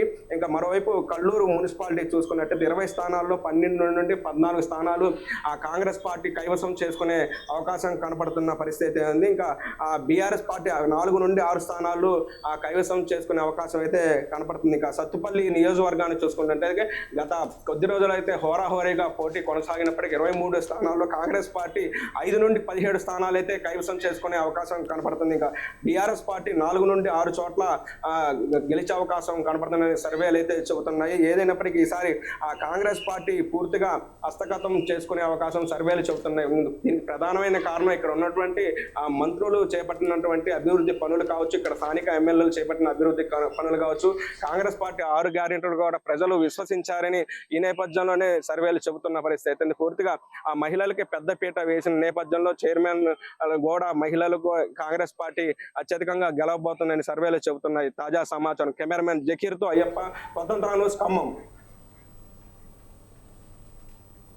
సార్, మరి మొత్తంగా చూసుకుంటే ఎక్కడ చూసినా కాంగ్రెస్ హవానే కనిపిస్తోంది. కాంగ్రెస్ క్లీన్ స్వీప్ చేస్తుందంటూ కూడా ఇటు సర్వేలో స్పష్టంగా కనిపిస్తోంది, అటు ప్రతినిధులు కూడా స్పష్టంగా చెప్తున్నారు. మరి మొత్తంగా ఎల్లుండి జరగబోయే కౌంటింగ్లో ఏం జరుగుతోంది, అసలు కాంగ్రెస్ క్లీన్ స్వీప్ మొత్తం చేస్తోందా, కాంగ్రెస్ హవానే కనిపిస్తోంది, ఏ విధంగా ఉండబోతుందంటారు?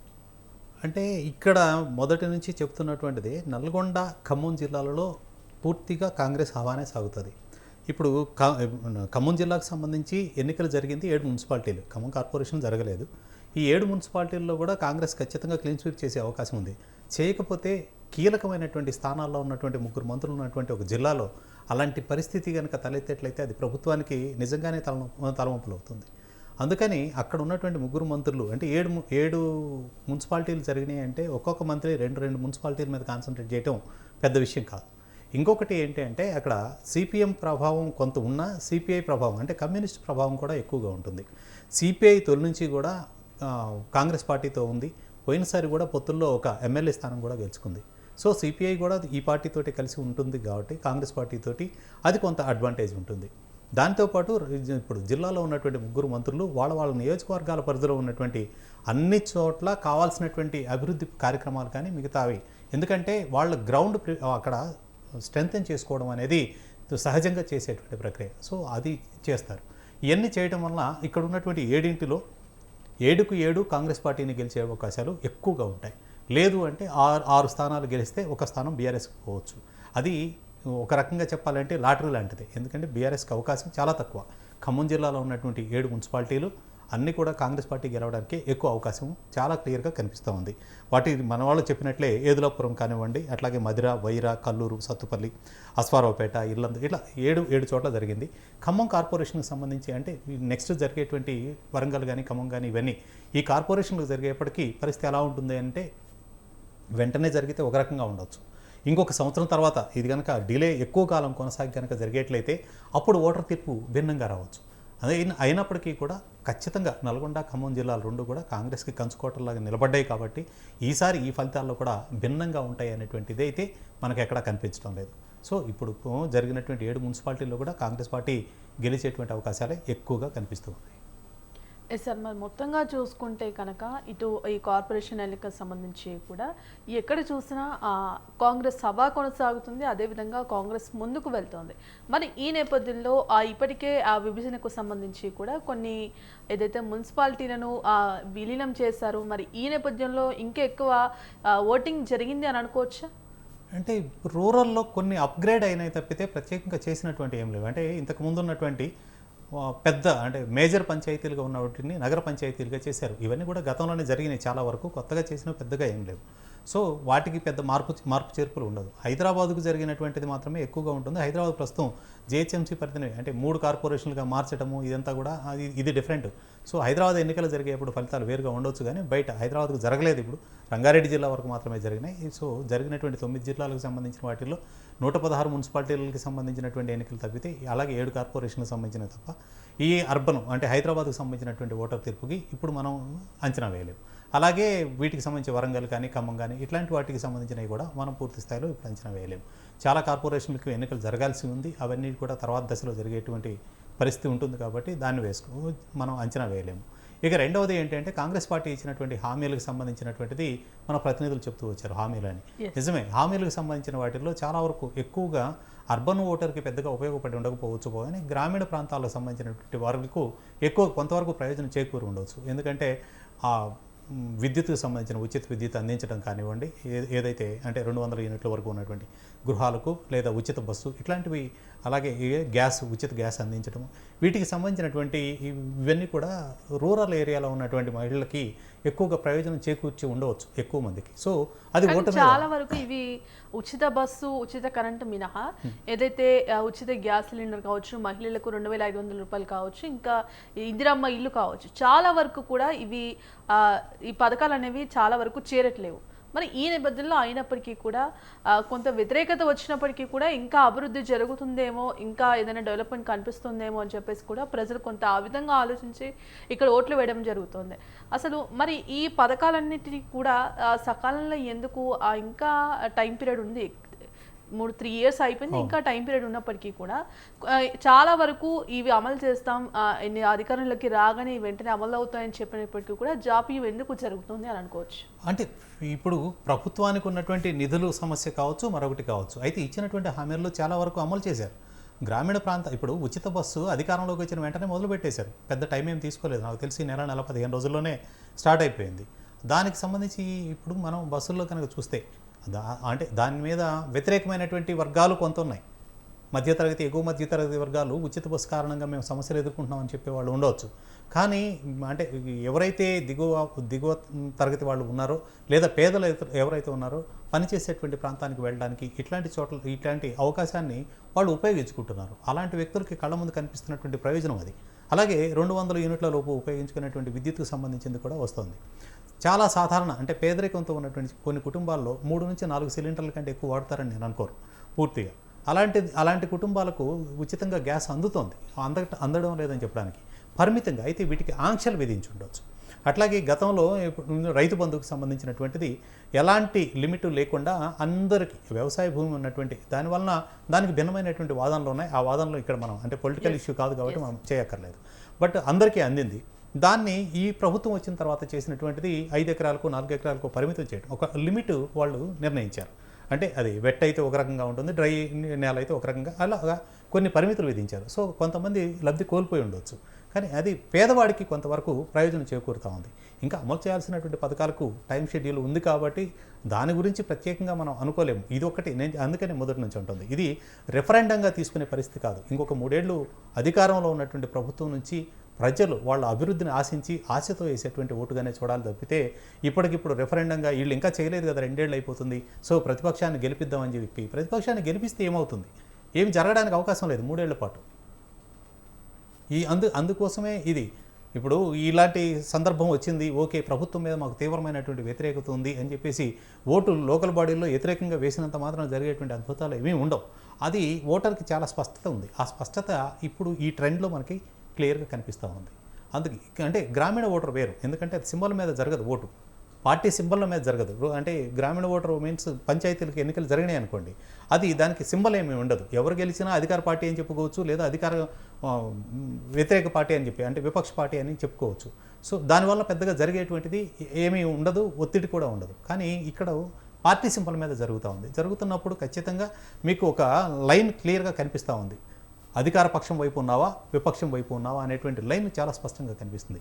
ఈ లైన్ని దాటి ఓటరు వెళ్ళిపోవాలి అంటే అందుకే ఇందాక చెప్పినట్లు నీకు అది 1 సంవత్సరం 6 నెలల ముందు జరిగినట్లయితే ఎన్నికలు, దాని ఫలితాలు రకరకాలుగా ఉండవచ్చు. కానీ ఇప్పుడు ఇంకొక 3 ఏళ్ల పాటు ఇదే ప్రభుత్వాన్ని వాళ్ళు ఖచ్చితంగా చేయాలి. సో అది రెండవది, అధికారంలో ఉన్నటువంటి వ్యక్తులకి కొన్ని అడ్వాంటేజెస్ ఉంటాయి. అటు అధికార యంత్రాంగం వైపు నుంచి ఉంటుంది, ఇటు ప్రజల వైపు నుంచి ఉంటుంది. హామీలు ఇవ్వడానికి ఎన్నికల షెడ్యూల్ వాళ్ళే నిర్ణయిస్తారు. లోకల్ బాడీస్కి ఎప్పుడు జరపాలి, మున్సిపాలిటీలకి అర్బన్ బాడీస్కి ఎప్పుడు జరపాలి అనేటువంటి ఒక నిర్ణయం ప్రభుత్వం ప్రకటించడానికి 1 నెల 2 నెలల ముందు నుంచే కసరత్తు జరుగుతూ ఉంటుంది. అంటే ఏ ప్రాంతంలో మనం అయితే వీక్గా ఉన్నామో, ఈ ప్రాంతానికి మనం ఎలాంటి వరాలు ప్రకటించవచ్చు, లేదా ఎలాంటి హామీలు ఇవ్వచ్చు అనేది ముందే జరిగిపోతూ ఉంటుంది. అందుకు అనుగుణంగానే ప్రజల్లో కూడా ఆ మార్పు ఇప్పుడు రిఫ్లెక్ట్ అవుతూ వస్తుంది. సో అందుకు అనుగుణంగానే ఇప్పుడు జరిగిందని మనం చెప్పుకోవచ్చు. ఇక మున్సిపల్ ఎన్నికలకు సంబంధించి మరిన్ని అప్డేట్స్ తెలుసుకునే ముందు షార్ట్ బ్రేక్ తీసుకుందాం. Stay with us.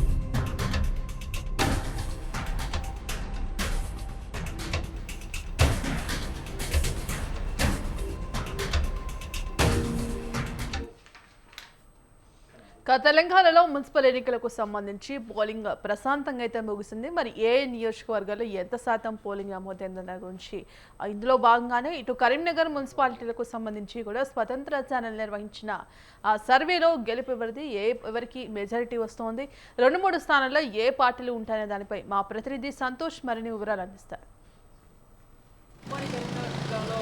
జరిగేటువంటి మున్సిపల్ ఎన్నికలకు సంబంధించిన 12 మున్సిపాలిటీల్లో అయితే ఎన్నికలకు సంబంధించిన ప్రక్రియ చాలా ప్రశాంతంగా కొనసాగుతుంది. ఓటర్లు మెల్లిమెల్లిగా వచ్చి ఇప్పుడే తమ ఓటు హక్కును అయితే వినియోగించుకుంటున్న పరిస్థితి అయితే ఉంది. ఈ నేపథ్యంలోనే ఉమ్మడి కరీంనగర్ జిల్లాలో జరిగేటువంటి మున్సిపాలిటీల్లో ఒక ఉత్కంఠ వాతావరణం అయితే నెలకొందని చెప్పుకోవచ్చు. అయితే తాజా సర్వేల్లో అయితే ఉమ్మడి కరీంనగర్ జిల్లాలో మున్సిపాలిటీ సర్వేలు సంపూర్ణ అంచనాలు అయితే వెలువడుతున్నాయి.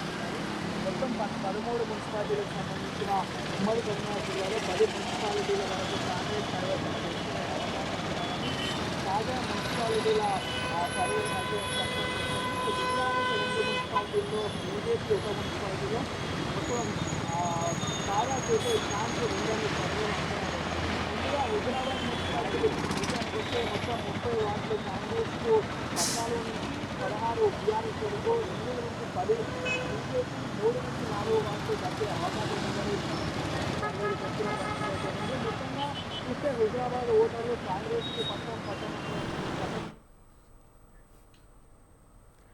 మొత్తంగా తెలంగాణలో మున్సిపల్ ఎన్నికలకు సంబంధించిన పోలింగ్ అయితే ప్రశాంతంగా ముగిసింది. ఇప్పటి వరకు ఇటు 116 మున్సిపాలిటీలు 7 కార్పొరేషన్లకు సంబంధించి కూడా ఎన్నికలు అయితే జరిగాయి. మరి ఈ నేపథ్యంలో ఉదయం 7 గంటలకు ప్రారంభమైన ఈ పోలింగ్ సాయంత్రం 5 గంటల వరకు అయితే ప్రశాంతంగా అయితే ముగిసింది. మరి ఇప్పటి వరకు దాదాపు 65 నుంచి 70% వరకు కూడా పోలింగ్ నమోదైంది. గతంలో కంటే ఈసారి ఎక్కువ ప్రజలు చాలా మంది కూడా ఓటు హక్కునైతే వినియోగించుకున్నారు. మరి ఈ నేపథ్యంలో అక్కడక్కడ అక్కడ చెదురుముదురు ఘటనలకు సంబంధించి మినహా చాలా ప్రాంతాల్లో కూడా పోలింగ్ అనేది ప్రశాంతంగా కొనసాగింది. ఇటు సంగారెడ్డిలో చూసుకుంటే కూడా ఇటు ఆ పోలింగ్లో రిగ్గింగ్ జరిగింది అంటూ కూడా జగ్గారెడ్డి ఆ పోలింగ్ బూత్ వద్దకు వెళ్లేందుకు కూడా ప్రయత్నించారు. అక్కడ కొంత వాగ్వాదం అయితే చోటు చేసుకుంది. మరి కాంగ్రెస్ కార్మికుడిపై కాంగ్రెస్ కార్మికుల నేతలపై కాలర్ పట్టుకొని చేయి చేసుకున్నారంటూ కూడా ఇటు పోలీసులకు జగ్గారెడ్డికి మధ్య తీవ్ర వాగ్వాదం చోటు చేసుకుంది. ఇక మిగతా ప్రాంతాల్లో ఇటు బీఆర్ఎస్ బీజేపీ కాంగ్రెస్ నేతలు ఇటు వాగ్వాదానికి దిగిన పరిస్థితి కనిపిస్తుంది. కొన్ని ప్రాంతాల్లో ఘర్షణలు జరిగినప్పటికీ కూడా చాలా వరకు ఈ మున్సిపల్ ఎన్నికలకు సంబంధించిన పోలింగ్ అయితే ప్రశాంతంగా ముగిసింది. మరి ఇటు రాష్ట్ర వ్యాప్తంగా మున్సిపల్ ఎన్నికల పోలింగ్ అయితే ప్రశాంతంగా ముగిసింది. మరి ఈ నేపథ్యంలో ఈ ఎల్లుండి జరగబోయే కౌంటింగ్లో ఏ పార్టీకి ఆధిపత్యం వచ్చే అవకాశం ఉంది, ఎంత మేర ఓట్లు వచ్చే అవకాశం ఉంది, ఏ పార్టీ ఈ మున్సిపల్ ఎన్నికల్లో, ఎందుకంటే ఇప్పటికే ఈ పార్టీ గుర్తుల మీద ఎన్నికలు జరిగినాయి కాబట్టి అన్ని పార్టీలు కూడా ముఖ్యంగా కీలకంగా తీసుకున్నాయి, ఎంతో కష్టపడి గ్రౌండ్ వర్క్ అయితే చేసాయి సార్. మరి ఈ నేపథ్యంలో ఇప్పటి వరకు బీజేపీ కూడా ఈ మధ్య చాలా యాక్టివ్గా కనిపిస్తోంది. ఎలాగైనా ఈ గతంలో లోకల్ బాడీ ఎలక్షన్లో కావచ్చు, ఇప్పుడు మున్సిపల్ ఎన్నికలకు సంబంధించి కూడా చాలా గ్రౌండ్ వర్క్ అయితే చేస్తుంది. మరి ఈ మున్సిపల్ ఎన్నికల్లో బీజేపీ కొంతమేర గట్టెక్కే అవకాశం ఉందంటారా? ఖచ్చితంగా ఉందని చెప్పుకోవచ్చు. ఎందుకంటే ఈ రాష్ట్రం నుంచి 2 కేంద్ర మంత్రులు ఉన్నారు బీజేపీకి. అలాగే మొన్న పార్లమెంట్ ఎన్నికలకు చూసినట్లయితే 8 పార్లమెంట్ స్థానాలు గెలిచారు. సో బీజేపీ గతంతో పోలిస్తే తెలంగాణలో చాలా బలపడిందని అనుకోవచ్చు. ప్రధానంగా చూస్తే కరీంనగర్, అలాగే అటు నిజామాబాద్, ఈ ప్రాంతాల్లో ఎక్కువగా బీజేపీకి సంబంధించినటువంటి ఓటు, అంటే మిగతా పార్టీలకు సంబంధించిన ఓటు అంతా కూడా టర్న్అవుట్ అవుతూ కనిపిస్తుంది. ఇందుకు కారణాలు కూడా ఒక రకంగా మనకి స్పష్టంగా ఉన్నాయి. అంటే గతంలో ఉన్నటువంటి వాతావరణం కావచ్చు, లేదా కేసీఆర్ పరిపాలన చూశారు, అక్కడ కేంద్రంలో ఉన్నటువంటి మోడీ పరిపాలనకు సంబంధించింది కావచ్చు, ఇక్కడ జరుగుతున్నటువంటి పరిణామాలు, అట్లాగే రిలీజియస్గా సంబంధించినటువంటి బలమైనటువంటి వాదాలు ప్రజల్లోకి తీసుకెళ్లడంలో ఖచ్చితంగా ఆ పార్టీ వర్గాలన్నీ కూడా సక్సెస్ అవ్వడం కావచ్చు. మొత్తం మీద చూస్తే బీజేపీ ఖచ్చితంగా ఇప్పుడు ఈరోజు జరుగుతున్నటువంటి ఎన్నికల్లోనే దాదాపు ఒక 2 కార్పొరేషన్లని గెలుచుకుంటుంది అనేటువంటి అభిప్రాయం వ్యక్తమవుతూ ఉంది.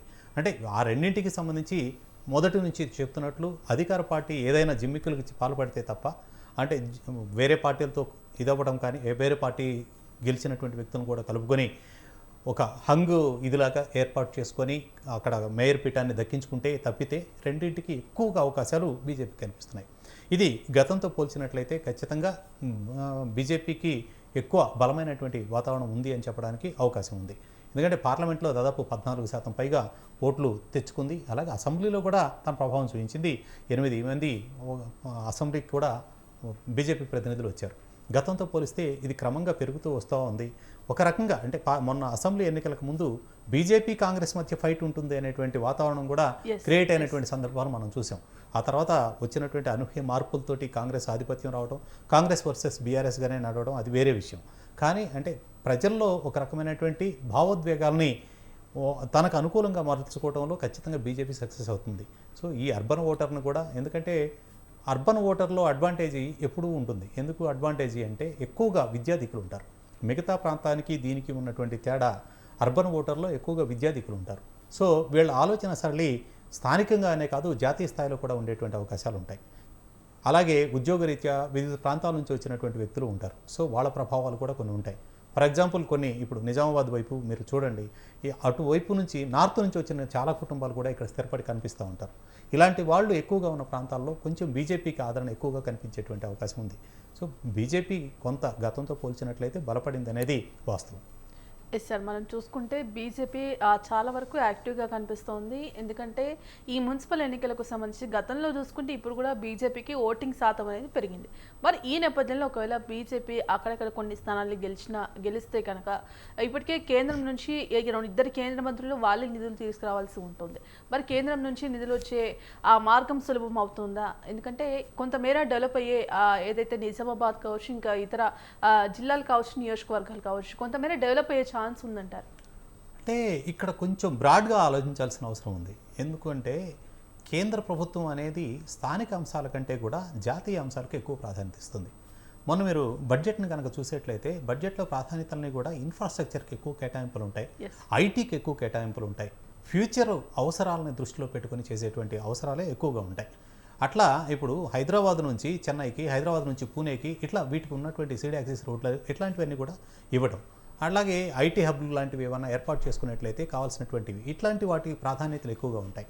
కొంత నిధుల కేటాయింపు అనేది స్థానిక ప్రభుత్వాలే ఎక్కువగా చేయాల్సి ఉంటుంది. అయితే వాళ్ళు అడిగి తీసుకురావడానికి అవకాశాలు ఉంటాయి, లేదా జాతీయ స్థాయి ప్రాజెక్టులు ఏవైనా సరే ఆ ప్రాంతానికి అంటే ప్రయారిటీలో తెలంగాణకి కేటాయించారు అనుకుందాం, ఒక యూనివర్సిటీ కావచ్చు లేకపోతే ఇంకొకటి ఏదైనా సరే కేటాయించినప్పుడు వాళ్ళు ప్రాతినిధ్యం వహిస్తున్నటువంటి ప్రాంతానికి దాన్ని తీసుకువెళ్ళడానికి వాళ్ళకు ఒక ఎక్కువ అవకాశం ఉంటుంది కేంద్రం అలాట్ చేయడానికి. రాష్ట్రం వైపు నుంచి కూడా అది అభ్యంతరం ఉండదు, అంటే ఎటు నుంచి వచ్చినా రాష్ట్రానికే వస్తుంది. సో అలా ఒక రకమైనటువంటి అవకాశం ఉంటుంది. అది రావడం వల్ల ఇప్పుడు ఫర్ ఎగ్జాంపుల్ గతంలో నిజామాబాద్కి కానీ మిగతా చోట్ల కానీ ఇప్పుడు వాటికి సంబంధించి టర్మరిక్ బోర్డు అని చెప్పేసారు, పసుపు బోర్డుకి తీసుకురావాలని చెప్పేసి ఒక ప్రయత్నం జరిగింది. అట్లాగే రైల్వేకి సంబంధించింది, కనెక్టివిటీకి సంబంధించి వస్తుంది, రోడ్ కనెక్టివిటీకి సంబంధించి వస్తుంది, ఐటీకి సంబంధించినవి వస్తున్నాయి. ఇవన్నీ కూడా ఫ్యూచర్ అవసరాలను దృష్టిలో పెట్టుకొని చేస్తూ వస్తుంది కాబట్టి వాటికి తగిన విధంగా ఆ ప్రాధాన్యతలు పెరుగుతూ వస్తాయి. ఈ కనెక్టివిటీలో ఫర్ ఎగ్జాంపుల్ ఒక రోడ్డు, ఒక నేషనల్ హైవేని వస్తూ ఉంది, అది వాళ్ళ ప్రాంతానికి కనుక కనెక్టివిటీని తీసుకొచ్చేట్లయితే అక్కడ ఆటోమేటిక్గా గ్రోత్ వస్తుంది, డెవలప్మెంట్ వస్తుంది. ఇన్ఫ్రాస్ట్రక్చర్ ఎప్పుడైతే డెవలప్మెంట్ వస్తుందో ఇన్ఫ్రాస్ట్రక్చర్ డెవలప్మెంట్కి తగ్గట్లే ఆ ఏరియా కూడా డెవలప్మెంట్ వస్తుంది. సో నేషనల్ ఇష్యూగా అది కొంచెం బ్రాడ్గా ఆలోచించేట్లయితే ఇది ఎక్కువగా కనిపిస్తుంది. అంతేగాని స్థానిక అవసరాలను దృష్టిలో పెట్టుకుని ప్రత్యేకంగా కేటాయింపులు ఉంటాయి అని చెప్పుకోవడం కొంచెం అవివేకంతో కూడిందని నా ఉద్దేశం. ఇక మున్సిపల్ ఎన్నికలకు సంబంధించి కూడా పోలింగ్ అయితే ముగిసింది. మరి చాలా నియోజకవర్గాల్లో కూడా కాంగ్రెస్ హవా అయితే కనిపిస్తోంది. మరి గత 10 సంవత్సరాలకు ఈ 3 సంవత్సరాలకు ఉన్న ఆ తేడా కనుక చూసుకుంటే ప్రజలు కొంత ఆ మార్పు కోరుకున్నారనే విషయం స్పష్టంగా కనిపిస్తోంది. సార్, మరి ఈ నేపథ్యంలో గతంలో బీఆర్ఎస్ 10 సంవత్సరాలు అధికారంలో ఉంది, చాలా వరకు హామీలు అమలు చేసినప్పటికీ కూడా ఎక్కడో ఒక చిన్న జాప్యం, అది నిర్లక్ష్యం కావచ్చు, ఇంకేదైనా కావచ్చు. మరి ఆ ప్రజలు మార్పు కోరుకున్నారు కాబట్టి ఎట్లయినా ఒక అవకాశం ఇవ్వాలంటూ కూడా కాంగ్రెస్కి అవకాశం ఇచ్చారు. మరి బీఆర్ఎస్ చేసిన ఇక్కడ మైనస్ ఏంటంటారు? ఎందుకు అంత 10 సంవత్సరాలు ఎందుకంటే తెలంగాణలో కేసీఆర్ కొట్లాడి తెలంగాణని సాధించారు. మరి తెలంగాణ నీళ్లు, నిధులు, నియామకాలు అనే దాంతో తెలంగాణ ఈరోజు వచ్చింది. మరి ఈ నేపథ్యంలో ఎందుకు బీఆర్ఎస్ ఇంత పూర్తిగా గ్రాఫ్ అనేది పడిపోయింది అని అనుకోవచ్చు? అంటే ఎన్నికల సమయం వచ్చేప్పటికీ గ్రాఫ్ ఆటోమేటిక్గా రావడం, తగ్గడం, పెరగడం ఇవన్నీ జరుగుతూనే ఉంటాయి. తెలంగాణ కోసం కొట్లాడారు, అది నీళ్లు, నిధులు, నియామకాలు రకరకాల ఫైట్ చేశారు, సాధించారు కేసీఆర్ని. అందుకే ప్రజలు నెత్తిన పెట్టుకు చూశారు. 2 టర్ములు ఆయన ముఖ్యమంత్రిగా కూడా చూశారు. కానీ ఇక్కడ 2 రకాల అంశాలు ఉంటాయి. వాళ్ళు అధికారంలో ఉన్నప్పుడు జరిగినటువంటి తప్పులు చాలా ఉంటాయి. వాటిని విమర్శనా కోణంలో నేను చెప్పదలుచుకోలేదు, వాటికి సంబంధించినటువంటి అంశాలు. కానీ ప్రజలు ప్రతిదీ గమనిస్తారు, ఒకటి. రెండవది, ప్రజలు ఎప్పుడు కూడా వాళ్ళ ఆశలు ఎప్పుడు అంటే మనకేంటంటే ఉన్నటువంటి నిధులు ప్రజల ఆశల మధ్య సమన్వయం సృష్టించడం, అది కలుపుకొని ముందుకు పోవడం అనేది ప్రభుత్వాల బాధ్యత. ఈ రోజున ఫర్ ఎగ్జాంపుల్ ఒక వ్యక్తికి పెన్షన్ ₹1 మనం ఇస్తూ ఉంటే ఆ రూపాయి మొదటి నెల అతను ఆనందంగా తీసుకుంటాడు, 2వ నెల, 3వ నెల, 4వ నెల, 6 నెలలు గడిచేపటికి దానికి కొంత పెరుగుదల కోరుకుంటాడు. అంటే ఆశ హద్దు పెరుగుతూ ఉంటుంది. ఆ ఆశల్ని రీచ్ అవ్వడం ఏ ప్రభుత్వానికి వల్ల కాదు. ఒక ప్రభుత్వం కంటిన్యూగా 10 సంవత్సరాల పాటు ప్రజల మధ్య అలాగే ఉంది, అధికారంలో ఉంది అంటే ప్రజల ఆశలు ఇంకా ఇంకా ఇంకా ఎక్స్పెక్టేషన్స్ పెరుగుతూ ఉంటాయి. దాన్ని రీచ్ అవ్వడం అనేది అంత సాధారణ విషయం కాదు. తప్పులు కానీ, జరిగినటువంటి అవినీతి వ్యవహారాలు కానీ, ఇంకొకటి కానీ, ఇవన్నీ ఒక ఎత్తు అయితే ప్రజల ఆశలను ఎక్కువగా అంటే వాళ్ళని రీచ్ అవ్వడానికి చాలా ఇబ్బందికరమైనటువంటిది ఉంటుంది. ఈలోపు ప్రతిపక్షంగా ఉన్నటువంటి పార్టీలు ఇంకొన్ని వీటికి హామీలు జోడించేట్లయితే ఇప్పుడు వీళ్ళని చూసాం, ఎలాగో వస్తున్నాయి, దీన్ని ఆపరు. అధికారంలోకి వచ్చినప్పటికీ కూడా కొత్తగా వచ్చేవాళ్ళు కూడా ఆపరు. ఏ పథకమైనా, సంక్షేమ పథకం కానీ ఇంకొకటి కానీ ప్రజల మధ్య ప్రవేశపెట్టిన తర్వాత దాన్ని ఆపడం నెక్స్ట్ వచ్చేటువంటి ఏ ప్రభుత్వానికి సాధ్యం కాదు, ఎందుకంటే భయం. సో దీనికి అదనంగా ఇంకొన్ని మనకి జోడించి వస్తాయి కాబట్టి ఆ ప్రభుత్వాన్ని ఆదరించడం అనేది మనిషి నైజం. సో ప్రజల ఆశల్ని రీచ్ అవ్వడం అనేది అంత సాధారణ విషయం కాదు. ఇక్కడ ఎప్పుడూ కూడా ప్రజల ఆలోచనలకు అనుగుణంగానే ప్రభుత్వాలు నడుస్తూ వస్తాయని కూడా అనుకోలేము. వాళ్ళని కూడా ప్రలోభ పెట్టేటువంటి ప్రయత్నాలు చేస్తూ వస్తుంటాయి కాబట్టి అందులో భాగంగా ఓటరు టర్నౌట్ అవుతూ ఉంటుంటారు. అలాగే 10 ఏళ్ల పాటు కేసీఆర్ అధికారం చూసాము. అలాగే వీళ్ళు అడిగినటువంటిది ఒకటి, కేసీఆర్ తెచ్చాడు, తెలంగాణ తెచ్చాడు, ఆయనకి 2 సార్లు అధికారం ఇచ్చారు. ఇచ్చింది మేము కాంగ్రెస్ పార్టీ వైపు నుంచి, సోనియా గాంధీ ఇచ్చింది, మాకు ఒక అవకాశం ఇవ్వండి అని చెప్పి చేశారు. ఆ అప్పీల్ కూడా ప్రజలు అంగీకరించి ఉండవచ్చు. సో ఇవాళ ఇప్పుడున్నటువంటి పరిస్థితి ఈ 5 ఏళ్ల పాటు ఎన్నికల గ్రాఫ్ ఎప్పుడు పడిపోతూనే ఉంటుంది. అద్భుతంగా పెరగడానికి ప్రజలు దాని గురించి ఇంకా పెద్ద ఆలోచించరు. ఎందుకంటే మళ్ళీ రాష్ట్ర ఎన్నికలు వచ్చినప్పుడు మాత్రమే దాని గ్రాఫ్ ఏంటి అనేది మనకి క్లియర్ కట్గా తెలుస్తుంది తప్పితే ఈలోపు జరిగేదంతా కూడా అప్ అండ్ డౌన్స్ చాలా కామన్గా జరిగేటువంటి వ్యవహారంగానే చూడాలి. సార్, మరి ముఖ్యంగా ఇవాళ కాంగ్రెస్ అధికారంలోకి వచ్చి 3 సంవత్సరాలు అవుతుంది. మరి ఈ నేపథ్యంలో ప్రజలకు కొంత భరోసా అనుకోవచ్చు, ఇంకేదైనా అనుకోవచ్చు. ఏదైతే అమలవుతున్న సంక్షేమ పథకాలు కావచ్చు, వాటికి సంబంధించి చాలా వరకు కూడా ఈ మహిళలకు ఉచిత బస్సు ప్రయాణంతో కూడా చాలా వరకు అనేక మంది ఈ పథకాలతో కూడా లబ్ధి పొందిన పరిస్థితి కనిపిస్తోంది. మరి ఈ నేపథ్యంలో ఇంకా ఈ 2 సంవత్సరాలు, 52 సంవత్సరాలు కూడా ఈ కాంగ్రెస్ ప్రభుత్వం ఇంకా అమలు చేసే పథకాలు కావచ్చు, ఇంకే డెవలప్మెంట్కి అభివృద్ధి కావచ్చు, ఇంకా మెరుగుపడే అవకాశం ఉంది. ఎందుకంటే ఇప్పటికే పార్టీల గుర్తుల మీద ఈ ఎన్నికలు జరగబోతున్నాయి కాబట్టి రాబోయే రోజుల్లో ఏ విధంగా ఉండబోతుంది అనుకోవచ్చు. ఇప్పుడు రాష్ట్ర బడ్జెట్ పరంగా చూసేట్లయితే ఇంకా కొద్ది రోజుల్లో బడ్జెట్ ప్రవేశపెట్టాలి. సో కేటాయింపులు ఎలా ఉంటాయి అనేది ఒక లోతైన విశ్లేషణ మనం నిజంగానే ప్రవేశపెట్టినప్పుడు చూసుకోవచ్చు. ఇప్పుడు 2 సంవత్సరాలు దాటిపోయింది ఆల్రెడీ, అంటే దాదాపు 25 నెలలు 26 నెలలు పూర్తయిపోయింది అధికారంలోకి వచ్చిన తర్వాత. అధికారంలోకి వచ్చిన తర్వాత చేపట్టినటువంటి అతిపెద్ద భారీ ప్రాజెక్టు రాష్ట్రంలో ఇది అని చెప్పుకోవడానికి ప్రస్తుతానికి అంత పెద్దగా కనిపించేటువంటి ఏమీ లేవు. హైదరాబాద్కు సంబంధించి ఏదో ఫ్యూచర్ సిటీ ఇంకొకటో లేకపోతే మెట్రో విస్తరణ ఇట్లాంటివి ఉండొచ్చేమో, కానీ గ్రామీణ ప్రాంతాలకు సంబంధించో లేకపోతే రాష్ట్రానికి సంబంధించి సాగునీటి ప్రాజెక్టులు కానీ ఇంకొకటి కానీ గతంలో ఉన్నటువంటి వాటికి సంబంధించి వాటిని పూర్తి చేయడం అయినా లేదా వాటికి కొత్తగా ఇంకేమైనా ప్రతిపాదనలు తీసుకురావడం అయినా ఇప్పటివరకు జరగలేదు. మూసీ ప్రక్షాళన అనేది ఒకటి ఉన్నది, అది కూడా ఇంతవరకు కాగితాలు దాటినటువంటి పరిస్థితి లేదు. దానికి కేంద్రం నుంచి కూడా కేటాయింపులు ఇంతవరకు జరగలేదు. కేంద్రం నుంచి వచ్చేటువంటి బడ్జెట్ ద్వారానే అక్కడ చేయాలి. దానికి సంబంధించి 27,000 కోట్లు ఎంత అంచనాలు వేశారు. ఇవన్నీ ఇప్పుడు ప్రాథమికంగా జరిగేటువంటి అవకాశాలు కనిపించడం లేదు. సో తాత్కాలికమైనటువంటి అభివృద్ధి దిశగా తప్పితే దీర్ఘకాలిక ప్రయోజనాల దృష్ట్యా జరగాల్సినటువంటి కేటాయింపులు ఇప్పటివరకు పెద్దగా జరగలేదు. బహుశా ఈ సంవత్సరం నుంచి ఏమన్నా అవి చేస్తే ఫ్యూచర్ మనకి కనిపిస్తూ ఉంటుంది, కానీ ఇప్పటికిప్పుడు జరిగేటువంటి పెద్ద ప్రాజెక్టులు జరుగుతాయని చెప్పుకోవడానికి అంటే బడ్జెట్ పరిమితులు కూడా ఉంటాయి కాబట్టి వాటి కోణంలో చూసినప్పుడు ఇది. సో కేంద్రం నుంచి ఏమైనా వస్తే ఆ ప్రతిపాదనలకు తగ్గట్టు ముందుకు వెళ్ళాలి తప్పితే ఇక్కడ జరగడానికి అవకాశం లేదు. ఇంకా హైదరాబాద్ అంటే హైదరాబాద్లో ఏ ప్రభుత్వం ఉన్నప్పటికీ కేసీఆర్ ఉన్నవ్వండి, రేవంత్ రెడ్డి ఉన్నవ్వండి, రేపు బీజేపీ ఉన్నవ్వండి, లేకపోతే అసలు సంబంధం లేని ఇంకొకరు అధికారంలోకి రానివ్వండి, ఈ హైదరాబాద్కు సంబంధించినటువంటి అభివృద్ధి ఆటోమేటిక్గా జరిగిపోతూ ఉంటుంది. సెల్ఫ్ సస్టైన్ సిటీ అయిపోయింది ఇప్పుడు పూర్తిగా. ఈ అభివృద్ధిని ఎవరు ఆపలేరు ఇక్కడ, ఎందుకంటే దానికి ఆదాయము ఉంటుంది, అవకాశాలు ఉంటాయి, దీనికి తగ్గట్లే ఆ గ్రోత్ కూడా ఉంటుంది. కేసీఆర్ వచ్చిన తర్వాత ఎప్పుడో గతంలోనే దాదాపు 30 ఏళ్ల క్రితమే దీని అభివృద్ధికి సంబంధించినటువంటి ప్రణాళికలు మొదలైపోయాయి. ఈ ఫ్లైఓవర్లు కానివ్వండి, ఐటీ కానివ్వండి, ఇప్పుడు చంద్రబాబు నాయుడు హయాం వచ్చింది. చంద్రబాబు నాయుడు హయాంలో 99 అప్పుడు మొదలుపెట్టారు అనుకున్నట్లయితే 99 తర్వాత కూడా వచ్చినటువంటి ప్రభుత్వాలు రాజశేఖర రెడ్డి అధికారంలోకి వచ్చినా కొనసాగినాయి, రోసే అధికారంలోకి వచ్చినా కొనసాగినాయి, కిరణ్ కుమార్ రెడ్డి రాష్ట్రం విడిపోయిన తర్వాత కేసీఆర్ అధికారంలో ఉన్నప్పటికీ కొనసాగినాయి, ఈ రోజు రేవంత్ రెడ్డి ఉన్నా కూడా కొనసాగుతూనే ఉంటాయి, రేపు ఇంకొక వ్యక్తి వచ్చినప్పటికీ కూడా ఇవి కొనసాగుతూనే ఉంటాయి. సో హైదరాబాద్ అభివృద్ధి మెయిన్ కాదు. సో ఈ స్థాయికి మిగతా ఏదైనా నగరాన్ని అభివృద్ధి చేసేటువంటి ప్రణాళికలు ఏమైనా ఉన్నాయా అంటే మనకు పెద్దగా ఏం కనిపించడం లేదు. సో దానికి సంబంధించినటువంటి ప్రణాళికలు ఏమైనా ఉంటే అది ప్రజల మధ్యకి తీసుకువెళ్తే ప్రభుత్వానికి సానుకూలమైనటువంటి కనిపిస్తూ ఉంటుంది. నిజంగానే వాళ్ళ విజన్ చాలా దీర్ఘకాలికమైనటువంటి దృష్టి ఉందే చెప్పవచ్చు. అంతే తప్పితే తాత్కాలికమైనటువంటి అంశాల మీద ప్రస్తావించి చెప్పడం కూడా వృధా. సార్, మరి ఇప్పటి వరకు చూసుకుంటే దాదాపు ఆల్మోస్ట్ 65 to 70% పోలింగ్ నమోదైంది. మరి ఎల్లుండి జరగబోయే కౌంటింగ్కి సంబంధించి ఇలానే కాంగ్రెస్ హవా కొనసాగే అవకాశం ఉందా? ఏమైనా మార్పు చోటు చేసుకోవచ్చు అని అంటారు? అంటే ఇప్పటికీ వచ్చినటువంటి ఫిగర్సే కాదు, ఫైనల్ ఫిగర్స్ వచ్చేప్పటికి నాకు తెలిసి 80% 82% వరకు కూడా పోలింగ్ అవుతుంది అనుకుంటున్నాను. 80% పైనే ఉంటుందని అనిపిస్తుంది ప్రాథమికంగా ఉన్నటువంటి ఇవి. ఫైనల్ అన్నీ కూడా CEO ప్రకటించాలి, ఎలక్షన్ కమిషన్ నుంచి మనకు వచ్చిన తర్వాత చూస్తే తెలుస్తుంది. ఇక ఇప్పటికున్నటువంటి ఈ సర్వే రిపోర్ట్లు ఇవి తీసి పక్కన పెట్టేసినా కూడా స్థానిక ఎన్నికలకు సంబంధించినటువంటిది చరిత్ర అంతా చెప్తున్నటువంటిది చూస్తే, చరిత్ర ప్రకారం చూసిన ఇప్పటివరకు జరిగినటువంటి ప్రతిదీ అధికారంలో ఉన్నటువంటి పార్టీల వైపు మొగ్గు చూపడం తప్ప ప్రతిపక్షాన్ని పూర్తి స్థాయిలో ఆదరించినటువంటి పరిస్థితులు ఎప్పుడూ కనిపించలేదు. ఉమ్మడి ఆంధ్రప్రదేశ్గా ఉన్నప్పుడు కానీ, ఆంధ్రప్రదేశ్ విడిపోయిన తర్వాత కానీ, తెలంగాణ ప్రత్యేకంగా ఎన్నికలు జరిగినప్పుడు కానీ ఎప్పుడు కూడా గత ఎన్నికల్లో చెప్పే కదా 114 స్థానాలు మున్సిపాలిటీల వరకు కూడా అప్పుడు బీఆర్ఎస్ గెలుచుకున్నటువంటి వాతావరణం ఉంది.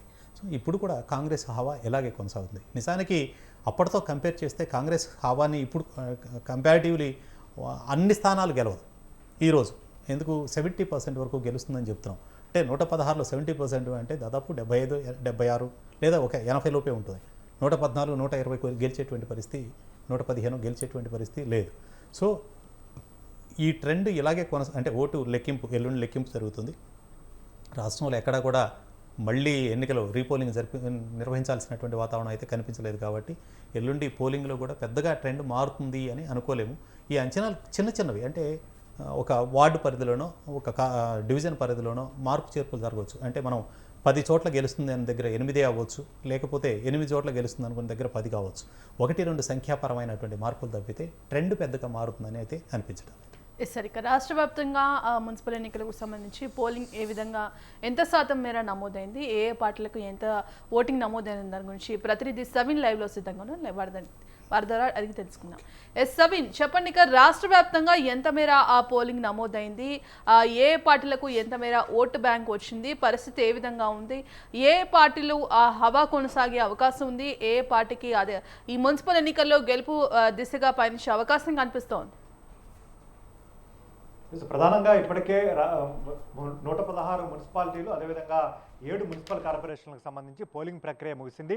5 గంటలకే ముగిసినప్పటికీ 5 గంటల తర్వాత కూడా పోలింగ్ కేంద్రం లోపల ఉన్నటువంటి ఓటర్లకు ఓటు హక్కు వినియోగించుకునే అవకాశం కల్పించారు. కాబట్టి అంటే రాష్ట్ర ఎన్నికల సంఘం అధికారికంగా 5 గంటల తర్వాత కూడా పోలింగ్ జరిగినటువంటి ప్రాంతాలను లెక్కించిన తర్వాత 75% పైగా, అంటే దాదాపు 80% లోపు పోలింగ్ నమోదయ్యే అవకాశం ఉన్నట్లుగా తెలుస్తోంది. అయితే ట్రెండ్స్ ప్రకారం ఇప్పటికే వస్తున్నటువంటి సర్వేలు కావచ్చు, ఎగ్జిట్ పోల్స్ కావచ్చు, అదేవిధంగా ఎన్నికల తీరు, అంటే పోలింగ్ తీరు కావచ్చు, ముఖ్యంగా అధికార కాంగ్రెస్ పార్టీ, మరోవైపు ప్రధాన ప్రతిపక్షం బీఆర్ఎస్, మరోవైపు తెలంగాణలో లోక్సభ ఎన్నికల్లో 8 లోక్సభ స్థానాలు సాధించి అటు వచ్చే అసెంబ్లీ ఎన్నికల్లోగా రాష్ట్రంలో క్రియాశీలక పాత్ర పోషిస్తాము, నిర్మాణాత్మకంగా ఎదుగుతామని చెప్తున్నటువంటి బీజేపీ, ఈ 3 ప్రధాన పార్టీల మధ్య పోటీ జరిగింది. ఇక సిపిఐ పార్టీలతో పాటు జాగృతి తరపున కొంతమంది ఆల్ ఇండియా ఫార్వర్డ్ బ్లాక్ తరపున పోటీ చేశారు. ఇక ఇండిపెండెంట్ అభ్యర్థులు, రెబల్స్, ఆయా పార్టీలకు సంబంధించి కాంగ్రెస్, బీఆర్ఎస్, బీజేపీ, ఈ 3 పార్టీలకు సంబంధించి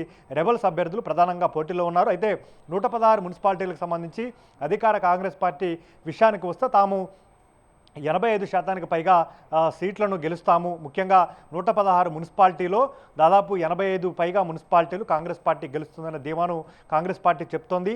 7 మున్సిపల్ కార్పొరేషన్లో స్పష్టంగా 5 మున్సిపల్ కార్పొరేషన్లు, అంటే కరీంనగర్, నిజామాబాద్ మినహాయించి నల్గొండ, మహబూబ్ నగర్, కొత్తగూడెం, మంచిర్యాల, రామగుండం, ఈ 5 కార్పొరేషన్లో స్పష్టమైన ఆధిక్యతతో కాంగ్రెస్ పార్టీ అధికారంలోకి వస్తామని కాంగ్రెస్ పార్టీ లెక్కలు వేసుకుంటోంది.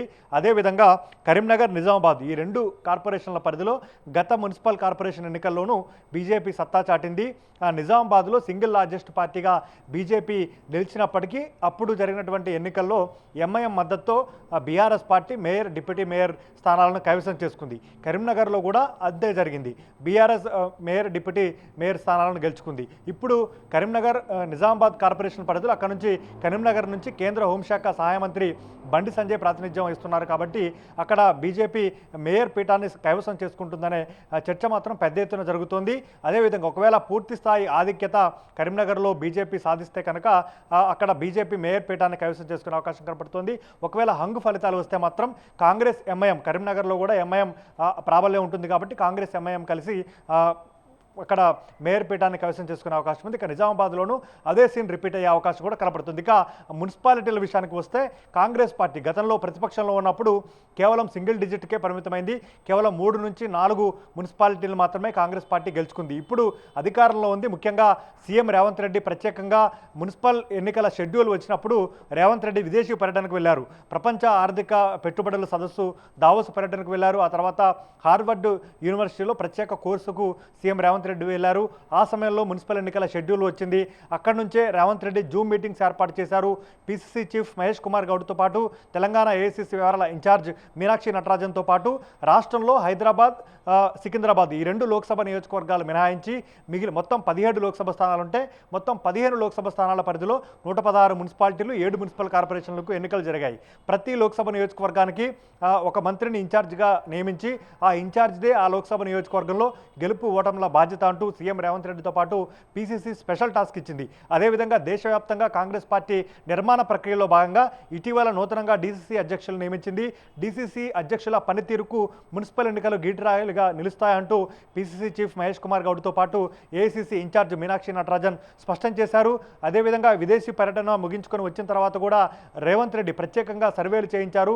7 మున్సిపల్ కార్పొరేషన్లలో అదేవిధంగా 116 మున్సిపాలిటీల్లో ఎక్కడ కాంగ్రెస్ పార్టీ వెనకబడి ఉంది, ఎక్కడ కాంగ్రెస్ పార్టీ ఆధిక్యతలో ఉంది అనే అంశాలపై కూడా బేరీజు వేసుకొని సీఎం రేవంత్ రెడ్డి ఎప్పటికప్పుడు అలర్ట్ చేస్తూ వచ్చారు. మున్సిపల్ ఎన్నికల ప్రచారం ముగుస్తుంది అనే రోజు కూడా చివరి రోజు కూడా రేవంత్ రెడ్డి జూమ్ మీటింగ్ ద్వారా పార్టీ శ్రేణులకు, పార్టీ ముఖ్య నేతలకు దిశానిర్దేశం చేశారు. స్వయంగా రేవంత్ రెడ్డి కూడా మిర్యాలగూడతో ప్రారంభం చేసి మున్సిపల్ ఎన్నికల ప్రచారాన్ని ఉమ్మడి జిల్లాల వారీగా చేపట్టిన పరిస్థితి మనకు కనపడుతుంది. మరోవైపు సిపిఐకి అసెంబ్లీ, లోక్సభ ఎన్నికల్లో కలిసి వచ్చినటువంటి సిపిఐ, కాంగ్రెస్ పార్టీకి కలిసి వచ్చినటువంటి సిపిఐ, సిపిఎం, తెలంగాణ జనసమితి పార్టీలతో కూడా కాంగ్రెస్ పార్టీ పొత్తు పెట్టుకుని ముందుకు వెళ్ళిన పరిస్థితి మనకు కనపడుతోంది. ప్రధానంగా 2 ఏళ్ల కాలంలో కాంగ్రెస్ పార్టీ అమలు చేసినటువంటి సంక్షేమ పథకాలు, ముఖ్యంగా సన్నబియ్యం, రేషన్ కార్డులు, అదేవిధంగా ఇతరత్ర అభివృద్ధి కార్యక్రమాలు, అదేవిధంగా ఇట్లాంటి అంశాలను సీఎం రేవంత్ రెడ్డి చెప్పారు. అదేవిధంగా ముఖ్యంగా మున్సిపాలిటీలు, మున్సిపల్ కార్పొరేషన్లు అభివృద్ధి చెందాలంటే రాష్ట్రంలో అధికారంలో ఉన్న పార్టీకే ఓటు వేయాలంటూ సీఎం రేవంత్ రెడ్డి పిలుపునిచ్చారు. ముఖ్యంగా మున్సిపాలిటీలకు, మున్సిపల్ కార్పొరేషన్లకు ప్రత్యేకంగా మేనిఫెస్టోలు తయారు చేసుకొని ఆ మేనిఫెస్టోలను ఎన్నికల్లో గెలిపిస్తే అమలు చేస్తామంటూ చెప్పారు.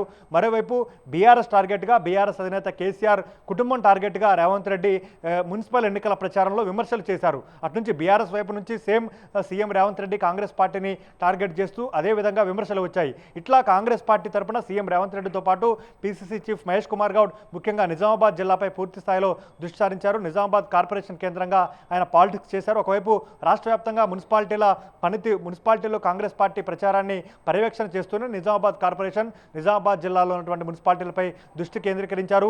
15 లోక్సభ నియోజకవర్గాలకు, ప్రతి నియోజకవర్గానికి మంత్రులకు ఇన్ఛార్జ్ బాధ్యతలు ఇచ్చారు. కాంగ్రెస్ పార్టీ ఎమ్మెల్యేలు, ఎమ్మెల్సీలు, ఎంపీలు ఎన్నికలు ముగిసే వరకు ఆయా మున్సిపాలిటీలకు తమకు బాధ్యతలు అప్పగించినటువంటి మున్సిపాలిటీల్లో ఉండే విధంగా కాంగ్రెస్ పార్టీ వ్యూహరచన చేసింది. అదేవిధంగా 116 మున్సిపాలిటీలకు, 7 మున్సిపల్ కార్పొరేషన్లకు కోఆర్డినేటర్లను, పీసీసీ నుంచి కోఆర్డినేటర్లను ఏర్పాటు చేశారు. ప్రతి మున్సిపాలిటీకి ఒకరికి బాధ్యత ఇచ్చారు. మున్సిపల్ కార్పొరేషన్లో 3 నుంచి 4కి బాధ్యతలు అప్పగించారు. అదేవిధంగా బీఆర్ఎస్ నుంచి కాంగ్రెస్ పార్టీలో చేరినటువంటి ఎమ్మెల్యేల విషయంలో ముఖ్యంగా జగిత్యాల మున్సిపాలిటీలో 50 డివిజన్లు ఉంటే అక్కడ బీఆర్ఎస్ నుంచి కాంగ్రెస్లో చేరిన సంజయ్కు 30 టికెట్లు, 30 సీట్లు, అదేవిధంగా మాజీ మంత్రి, కాంగ్రెస్ పార్టీ సీనియర్ నేత, మాజీ ఎమ్మెల్సీగా ఉన్నటువంటి జీవన్ రెడ్డికి 20 సీట్లు ఇచ్చారు. కానీ జీవన్ రెడ్డి మొదటి నుంచి కాంగ్రెస్ పార్టీలో పనిచేసినటువంటి నేతలకు అన్యాయం జరిగిందంటూ తన వర్గానికి సంబంధించినటువంటి వారు ఇండిపెండెంట్ అభ్యర్థులుగా పోటీ చేస్తే వారికి మద్దతు ఇచ్చారు.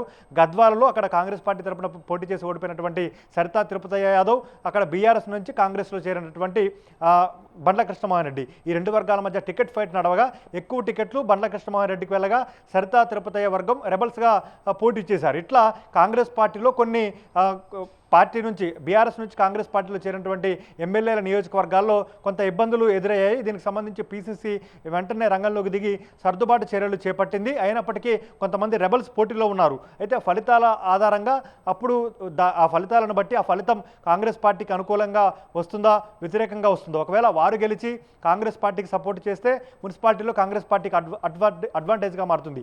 వారి ఓట్ల చీలిక వల్ల కాంగ్రెస్ పార్టీ అక్కడ ఓడిపోతే దాన్ని బట్టి వారిపై చర్యలు తీసుకునే విధంగా కూడా పీసీసీ యాక్షన్ ప్లాన్ రూపొందిస్తున్నట్లుగా తెలుస్తుంది. ఇక ప్రధాన ప్రతిపక్షం బీఆర్ఎస్ విషయానికి వద్దాం. బీఆర్ఎస్ పార్టీ ఈ 116 మున్సిపాలిటీలు, 7 మున్సిపల్ కార్పొరేషన్లో ఎన్నికల షెడ్యూల్ రాకముందే ఇన్ఛార్జీలు నియమించింది. ఈ ఇన్ఛార్జీల ఆధ్వర్యంలోనే బీఫారాలు అందజేశారు, ప్రచారాన్ని నిర్వహించారు. అదేవిధంగా మున్సిపాలిటీలకు సంబంధించి ఫీడ్బ్యాక్ను కేటీఆర్, హరీష్ రావు తెలుసుకున్నారు. ముఖ్యంగా BRS party working president KTR తాను ప్రాతినిధ్యం వహిస్తున్నటువంటి సిరిసిల్ల అసెంబ్లీ నియోజకవర్గంతో పాటు మొత్తం 12 మున్సిపాలిటీల్లో కేటీఆర్ ప్రచారం చేశారు. ఇక మాజీ మంత్రి, బీఆర్ఎస్ పార్టీ కీలక నేతగా ఉన్నటువంటి హరీష్ రావు ఉమ్మడి మెదక్ జిల్లాలో ఉన్నటువంటి 19 మున్సిపాలిటీలతో పాటు మిగిలిన 7 మున్సిపాలిటీలు, మంచిర్యాల మున్సిపల్ కార్పొరేషన్లో ప్రచారం చేసిన పరిస్థితి మనకు ఓవరాల్గా కనపడింది. ఎక్కడైతే బీఆర్ఎస్ పార్టీకి సానుకూల ఫలితాలు వస్తాయని బీఆర్ఎస్ పార్టీ భావించిందో ఆ మున్సిపాలిటీలను ఎంచుకొని అక్కడ క్యాడర్లో జోష్ తేవడం కోసం కేటీఆర్, హరీష్ రావు పర్యటనలు చేసినట్లుగా బీఆర్ఎస్ వర్గాలు చెప్తున్నాయి. అయితే బీఆర్ఎస్ పార్టీ 116 మున్సిపాలిటీల పరంగా చూస్తే చూస్తే తమకు 29 నుంచి 35 లోపు వస్తాయని బీఆర్ఎస్ పార్టీ లెక్కలు వేసుకుంటుంది. ఉమ్మడి మెదక్ జిల్లాలో తమకు 10 నుంచి 12 మున్సిపాలిటీలు వస్తాయి. ఉమ్మడి ఆదిలాబాద్ జిల్లాలో ఒక 3 నుంచి 4 మున్సిపాలిటీలు తమకు వస్తాయి. ఉమ్మడి మహబూబ్నగర్ జిల్లాలో ఒక 3-4 మున్సిపాలిటీలు వస్తాయి. ఇట్లా బీఆర్ఎస్ పార్టీ లెక్కలు వేసుకుంటుంది. ఇక ఉమ్మడి ఖమ్మం, ఉమ్మడి నల్గొండ ఈ 2 జిల్లాల్లో మాత్రం బీఆర్ఎస్ పార్టీకి ఇటు ఎగ్జిట్ పోల్స్లో కావచ్చు, అటు ఎన్నికల ప్రచారంలో కావచ్చు బీఆర్ఎస్ పార్టీకి ఆశాజనకమైన ఫలితాలు వచ్చే అవకాశం కూడా కనపడడం లేదు. అయితే బీఆర్ఎస్ పార్టీ ఈ ఎన్నికల్లో కూడా పొత్తులతో ముందుకు వెళ్ళిన పరిస్థితి కనపడింది. ఉమ్మడి ఖమ్మం, ఉమ్మడి నల్గొండ జిల్లాలో ఎక్కువగా సిపిఎం పార్టీతో బీఆర్ఎస్ పార్టీ పొత్తు పెట్టుకుంది. సంస్థాగతంగా సిపిఎం కూడా కొంత బలంగా ఉంటుంది. గతం కంటే సిపిఎం బలహీనపడినప్పటికీ ఉన్న క్యాడర్తో సిపిఎం పార్టీతో బీఆర్ఎస్ పార్టీ కలిసి వెళ్ళింది. అక్కడ కొన్ని వార్డులు అంటే మున్సిపాలిటీలో కాంగ్రెస్ పార్టీకి పోటీ ఇచ్చే విధంగా ఆ బీఆర్ఎస్ పార్టీకి వార్డులు వస్తాయని బీఆర్ఎస్ పార్టీ అధిష్టానం లెక్కలు వేస్తుంది. ఇక మున్సిపల్ కార్పొరేషన్లో కరీంనగర్, నిజామాబాద్తో పాటు మిగిలిన 5 మున్సిపల్ కార్పొరేషన్లు ఏవైతే ఉన్నాయో వాటిల్లో కూడా తమకు మున్సిపల్ కార్పొరేషన్లు దక్కించుకునే స్థానాలు రాకపోయినా కాంగ్రెస్ పార్టీకి ధీటుగా మాకు కూడా వార్డులు వస్తాయనే ధీమాను కూడా బీఆర్ఎస్ పార్టీ వ్యక్తం చేస్తున్న పరిస్థితి మనకు కనపడుతోంది. ఓవరాల్గా బీఆర్ఎస్ పార్టీ ఈ ఎన్నికల్లో కాంగ్రెస్ పార్టీ వైఫల్యాలు, సీఎం రేవంత్ రెడ్డిని టార్గెట్ చేస్తూ ప్రధానంగా కేసీఆర్కు ఫోన్ ట్యాపింగ్ అంశంలో సిట్ నోటీసులు ఇవ్వడంపై బీఆర్ఎస్ పార్టీ తెలంగాణ జాతిపిత అంటూ కేసీఆర్ను ప్రచారం చేయడం, ఆ తర్వాత విదేశీ పర్యటన ముగించుకొని వచ్చిన తర్వాత ఎవరికి జాతిపిత ఎవరు జాతిపిత అంటూ కేసీఆర్ను ఉద్దేశించి రేవంత్ రెడ్డి కామెంట్స్ చేయడం, ఇట్లాంటి అంశాలను ప్రజల్లోకి తీసుకువెళ్లే ప్రయత్నం చేసింది. ఇక మున్సిపల్ ఎన్నికలకు సంబంధించి స్థానికంగా ఉన్నటువంటి ప్రజా సమస్యలతో పాటు స్థానికంగా ఉన్నటువంటి పొత్తులు ఖమ్మం జిల్లాలో సిపిఎం పార్టీతో పాటు సిపిఐ, అదేవిధంగా తెలుగుదేశం పార్టీ అశ్వారావుపేట మున్సిపాలిటీ కావచ్చు, మధిర మున్సిపాలిటీ, వైరా మున్సిపాలిటీ ఇట్లాంటి చోట తెలుగుదేశం పార్టీతో కూడా బీఆర్ఎస్ పార్టీ పొత్తులు పెట్టుకుంది. ఇక ఉమ్మడి ఆదిలాబాద్ జిల్లా కేతనపల్లి మున్సిపాలిటీ, చెన్నూరు మున్సిపాలిటీ, అదేవిధంగా లక్షెట్టిపేట ఇట్లాంటి చోట సిపిఐ పార్టీతో బీఆర్ఎస్ పార్టీ పొత్తుకు వెళ్ళిన పరిస్థితి అయితే మనకు కనపడుతుంది. కాబట్టి ఇట్లా కొన్ని పొత్తులతో కూడా తమకు ప్రతిపక్షంలో ఉన్నప్పటికీ మెరుగైన ఫలితాలు వస్తాయి. మున్సిపాలిటీలు దక్కించుకోలేకపోయినా కాంగ్రెస్ పార్టీతో సమానంగా ఆయా మున్సిపాలిటీలో మాకు కూడా కౌన్సిలర్ స్థానాలు, కార్పొరేటర్ స్థానాలు వస్తాయనే ధీమాను మాత్రం బీఆర్ఎస్ పార్టీ నాయకత్వం వ్యక్తం చేస్తోంది. ఎన్నికల జరిగిన తీరుపై కూడా బీఆర్ఎస్ పార్టీ తీవ్ర స్థాయిలో ఆగ్రహం వ్యక్తం చేసింది. BRS party working president KTR X వేదికగా స్పందించారు. ముఖ్యంగా కాంగ్రెస్ పార్టీ అధికారాన్ని అడ్డుపెట్టుకొని వ్యవస్థలను దుర్వినియోగం చేస్తూ ఎన్నికల రోజున అరాచకాలకు పాల్పడింది, డబ్బులు పంపిణీ చేశారు, అదేవిధంగా ప్రభుత్వ ఉద్యోగులను తమకు అనుకూలంగా వాడుకున్నారనే అభియోగాన్ని కూడా బీఆర్ఎస్ పార్టీ మోపిన పరిస్థితి అయితే మనకు కనపడుతుంది. ఇక బీజేపీ విషయానికి వద్దాం. బీజేపీ తెలంగాణలో ఎమర్జ్ కావాలని భావిస్తోంది. 2023 అసెంబ్లీ ఎన్నికల్లో 8 అసెంబ్లీ స్థానాలు వచ్చాయి. అదే 2024 లోక్సభ ఎన్నికల విషయానికి వస్తే బీజేపీకి 8 లోక్సభ స్థానాలు వచ్చాయి. ఆ 8 లోక్సభ స్థానాలు వచ్చిన తర్వాత తెలంగాణలో పూర్తి స్థాయిలో బలపడాలని బీజేపీ భావించింది. అప్పుడు రాష్ట్ర అధ్యక్షుడిగా ఉన్నటువంటి కిషన్ రెడ్డిని తప్పించి ఒక బలమైన మాస్ ఫాలోయింగ్ ఉన్న నేతకు బీజేపీ రాష్ట్ర అధ్యక్ష పదవి ఇస్తారని భావించినప్పటికీ మొదటి నుంచి బీజేపీలో ఉన్నటువంటి ఆర్ఎస్ఎస్ బ్యాక్గ్రౌండ్, అదేవిధంగా బీజేపీ ఏబీవీపీ బ్యాక్గ్రౌండ్ ఉన్నటువంటి బీజేపీ సీనియర్ నేత మాజీ ఎమ్మెల్సీ రామచంద్రరావుకు బీజేపీ అధ్యక్ష బాధ్యతలు అప్పగించింది. మున్సిపల్ ఎన్నికలు పూర్తిగా పట్టణ ప్రాంతంలో జరుగుతాయి కాబట్టి అర్బన్ ప్రాంతంలో మొదటి నుంచి దేశవ్యాప్తంగా ప్రతి అర్బన్ ప్రాంతంలో బీజేపీకి ఎంతో కొంత ఓట్ బ్యాంక్ ఉంటుంది. ఇప్పుడు అది మున్సిపల్ ఎన్నికల్లో తమకు కలిసి వస్తుందని బీజేపీ భావిస్తోంది. ముఖ్యంగా మున్సిపల్ కార్పొరేషన్లో 7 మున్సిపల్ కార్పొరేషన్లో కరీంనగర్, నిజామాబాద్ ఈ 2 మున్సిపల్ కార్పొరేషన్లో బీజేపీ తమకు అనుకూలమైన ఫలితాలు వస్తాయి, ఈ 2 కార్పొరేషన్లు కైవసం చేసుకుంటామనే ధీమాను వ్యక్తం చేస్తోంది. కరీంనగర్ నుంచి కేంద్ర హోంశాఖ సహాయ మంత్రి బండి సంజయ్ ప్రాతినిధ్యం వహిస్తున్నారు. వరుసగా 2వ సారి ఎంపీగా ఉన్నారు. ప్రస్తుతం కేంద్ర హోంశాఖ సహాయ మంత్రిగా ఉన్నారు. కేంద్రంలో బీజేపీలో కూడా కీలక నేతగా ఉన్నారు. కాబట్టి కరీంనగర్లో బండి సంజయ్ అంతా తానే వ్యవహరించారు. అభ్యర్థుల ఎంపికతో పాటు ప్రచారాన్ని కూడా విస్తృతంగా నిర్వహించారు. నిజామాబాద్లో ఎంపీ ధర్మపురి అరవింద్ 2019లో గెలిచారు, 2024లో గెలిచారు. ఇప్పుడు నిజామాబాద్ కార్పొరేషన్పై పూర్తి స్థాయిలో దృష్టి కేంద్రీకరించి అక్కడ ధర్మపురి అరవింద్ పూర్తి స్థాయిలో ప్రచారం చేసి నిజామాబాద్ కార్పొరేషన్ను కైవసం చేసుకుంటామంటూ చెప్తున్నారు. ఇక మున్సిపాలిటీల విషయానికి వస్తే మున్సిపాలిటీల్లో మక్తల్, నారాయణపేట ఈ 2 మున్సిపాలిటీలతో పాటు నిర్మల్ నుంచి బీజేపీ అసెంబ్లీ పక్షనేతగా ఉన్నటువంటి ఏలెట్టి మహేశ్వర్ రెడ్డి ప్రాతినిధ్యం వహిస్తున్నారు. కాబట్టి అక్కడ కూడా బీజేపీకి పాజిటివ్ రిజల్ట్స్ వస్తాయి. ఇక ఆర్మూర్ మున్సిపాలిటీపై కూడా బీజేపీ ఆశలు పెట్టుకున్నట్లుగా తెలుస్తుంది. ఒక 4 నుంచి 8 లోపు మున్సిపాలిటీలు కైవసం చేసుకుంటామనే సాధిస్తామనే ధీమాను బీజేపీ వ్యక్తం చేస్తుంది. ఓవరాల్గా 116 మున్సిపాలిటీలకు 7 కార్పొరేషన్లకు ఎన్నికలు జరిగినప్పటికీ రిజల్టు 13వ తేదీన రాబోతోంది. కాబట్టి బ్యాలెట్ పద్ధతిలో ఎన్నికలు జరిగాయి. 13వ తేదీన ఎవరు ఏ మున్సిపాలిటీలో ఆధిక్యత సాధించారు, ఎవరు ఏ పార్టీ ఏ మున్సిపాలిటీని దక్కించుకోబోతుంది అనేది 13వ తేదీన స్పష్టమైన ఫలితాల ద్వారా వెల్లడి కాబోతుంది. అయితే ఇప్పటికే మున్సిపల్ ఎన్నికలకు సంబంధించి ఎక్స్ అఫిషియో ఓట్లు కూడా కీలకం కానున్నాయి.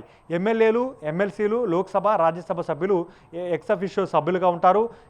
ఎమ్మెల్యేలు తమ శాసనసభ నియోజకవర్గంలో ఉన్నటువంటి మున్సిపాలిటీలో ఏ మున్సిపాలిటీలో పరిధిలోనైనా తమ ఓటును నమోదు చేసుకోవచ్చు. ఎమ్మెల్సీలు అయితే స్థానిక సంస్థల ఎమ్మెల్సీలు అయితే ఆ జిల్లాల పరిధిలో, టీచర్ల ఎమ్మెల్సీలు అయితే ఆ 3 జిల్లాల పరిధిలో, గ్రాడ్యుయేట్ ఎమ్మెల్సీలు ఏ జిల్లాల పరిధిలో గ్రాడ్యుయేట్ ఎమ్మెల్సీగా ఉన్నారో తమకు నచ్చిన జిల్లాలో ఆ మున్సిపాలిటీలో ఓటు హక్కు నమోదు చేసుకోవచ్చు. గవర్నర్ కోట, ఎమ్మెల్యే కోట ఎమ్మెల్సీలు రాష్ట్ర వ్యాప్తంగా ఎక్కడైనా ఓటు హక్కు నమోదు చేసుకోవచ్చు. లోక్సభ ఎంపీలు ఆ లోక్సభ నియోజకవర్గ పరిధిలో ఉన్నటువంటి 7 అసెంబ్లీ నియోజకవర్గాల పరిధిలో ఎక్కడైనా తమకు నచ్చినటువంటి మున్సిపాలిటీలో ఓటు నమోదు చేసుకోవచ్చు. ఇక్కడ రాజ్యసభ సభ్యులు రాష్ట్ర వ్యాప్తంగా ఏ మున్సిపాలిటీ పరిధిలోనైనా ఓటు వేసే అవకాశం ఉంటుంది. కాబట్టి ఎక్స్ అఫిషియో ఓట్లు కాంగ్రెస్ పార్టీకి కొంత అడ్వాంటేజ్గా మారే అవకాశం కనబడుతోంది. ఒకవేళ ఏదైనా మున్సిపల్ కార్పొరేషన్లో కాంగ్రెస్ బీఆర్ఎస్ పార్టీకి నెక్ టు నెక్ ఫలితాలు వస్తే ఎక్స్ అఫిషియో ఓట్ల ద్వారా తాము గట్టెక్కవచ్చని అధికార కాంగ్రెస్ పార్టీ భావిస్తున్నట్లుగా మనకు తెలుస్తోంది. ఇక బీఆర్ఎస్ పార్టీ కూడా ఈ 29 నుంచి 35 లోపు మున్సిపాలిటీలు తమ ఖాతాలో పడబోతున్నాయి. ముఖ్యంగా ఉమ్మడి మెదక్ జిల్లాలో 10 నుంచి 12 ఎక్స్పెక్ట్ చేస్తోంది. ఉమ్మడి ఆదిలాబాద్ జిల్లాలో 3 నుంచి 4, ఉమ్మడి కరీంనగర్ జిల్లాలో సిరిసిల్లతో పాటు మెట్పల్లి, కోరుట్ల ఇట్లాంటి మున్సిపాలిటీలు, అదేవిధంగా మహబూబ్నగర్ జిల్లాలో అలంపూర్, ఐజా, వడ్డేపల్లి ఇట్లాంటి మున్సిపాలిటీలు, నాగర్ కర్నూల్, పెబ్బేరు, కొత్తకోట ఇట్లాంటి మున్సిపాలిటీలు కూడా బీఆర్ఎస్ పార్టీ తాము విజయం సాధిస్తామనే ధీమాను వ్యక్తం చేస్తుంది. ఇక అధికార కాంగ్రెస్ పార్టీకి అడ్వాంటేజ్గా మారే అంశం రాష్ట్రంలో అధికారంలో ఉండటం. ముఖ్యంగా తెలుగు రాష్ట్రాల్లో కావచ్చు, తెలంగాణ రాష్ట్రం ఏర్పడిన తర్వాత కూడా స్థానిక సంస్థల ఎన్నికల్లో రాష్ట్రంలో ఏ పార్టీ అధికారంలో ఉంటే సాంప్రదాయంగా స్థానిక సంస్థల ఎన్నికల్లో అదే పార్టీకి ఓటర్లు పట్టం కడుతూ వస్తుంటారు. రాష్ట్రంలో ఏ పార్టీ అధికారంలో ఉంటే వారికే అవకాశం ఇస్తే క్షేత్రస్థాయిలో అభివృద్ధి జరుగుతుంది, మౌలిక వసతుల కల్పన జరుగుతుందన్న అభిప్రాయాన్ని ఓటర్లు వ్యక్తం చేస్తారు. అధికారంలో ఉండటం అడ్వాంటేజ్గా ఆ పార్టీకి మారుతుంది. కాబట్టి కాంగ్రెస్ పార్టీ మెజార్టీ స్థానాలు దక్కించుకునే అవకాశం ఉంది.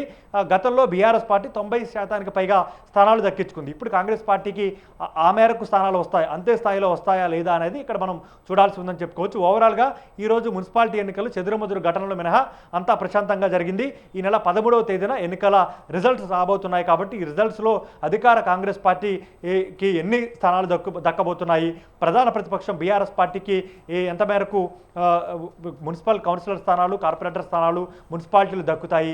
ఇక తెలంగాణలో వచ్చే ఎన్నికల్లో మేమే ప్రధాన పాత్ర పోషిస్తాము, అధికారంలోకి వస్తామంటూ పదే చెప్తున్నటువంటి కేంద్రంలో అధికారంలో ఉన్నటువంటి బీజేపీ ఈ మున్సిపల్ ఎన్నికల్లో ముఖ్యంగా అర్బన్ ప్రాంతంలో బలంగా ఉన్నామని చెప్తున్నటువంటి బీజేపీకి ఎంత మేరకు సీట్లు దక్కుతాయన్నది కూడా చూడాల్సి ఉంటుంది.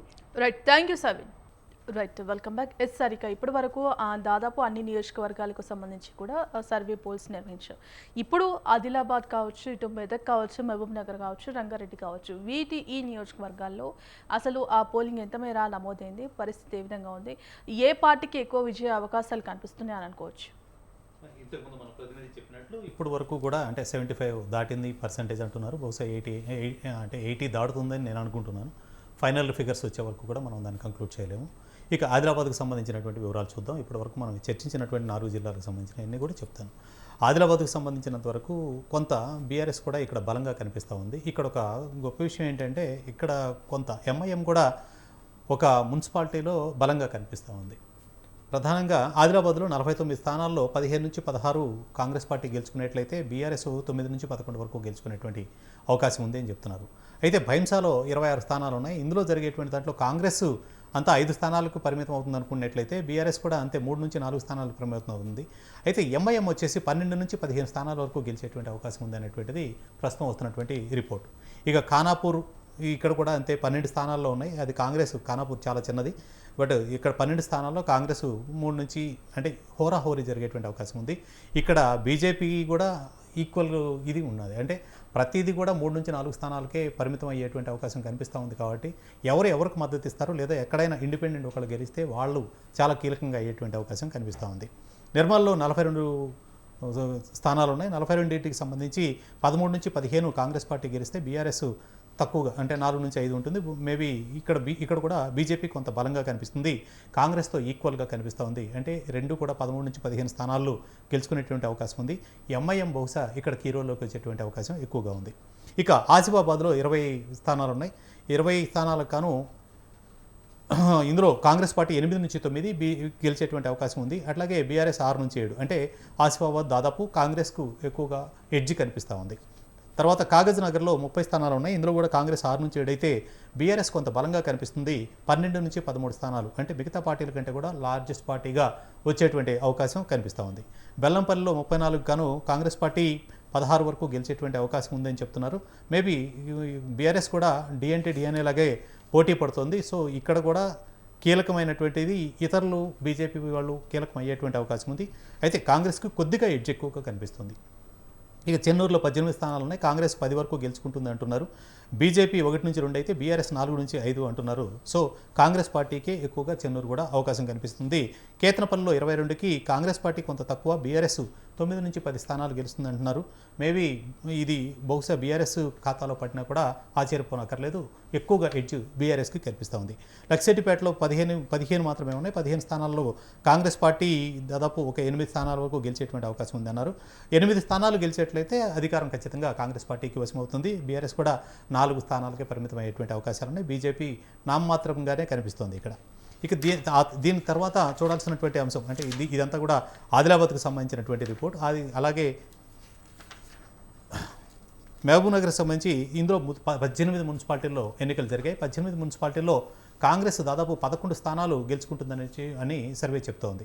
ఇక్కడ దేవరకద్రాలో బీసీలు ఎక్కువగా ఉండడం వల్ల కమలం పార్టీకి కలిసి వస్తుందని అంచనా వేస్తున్నారు.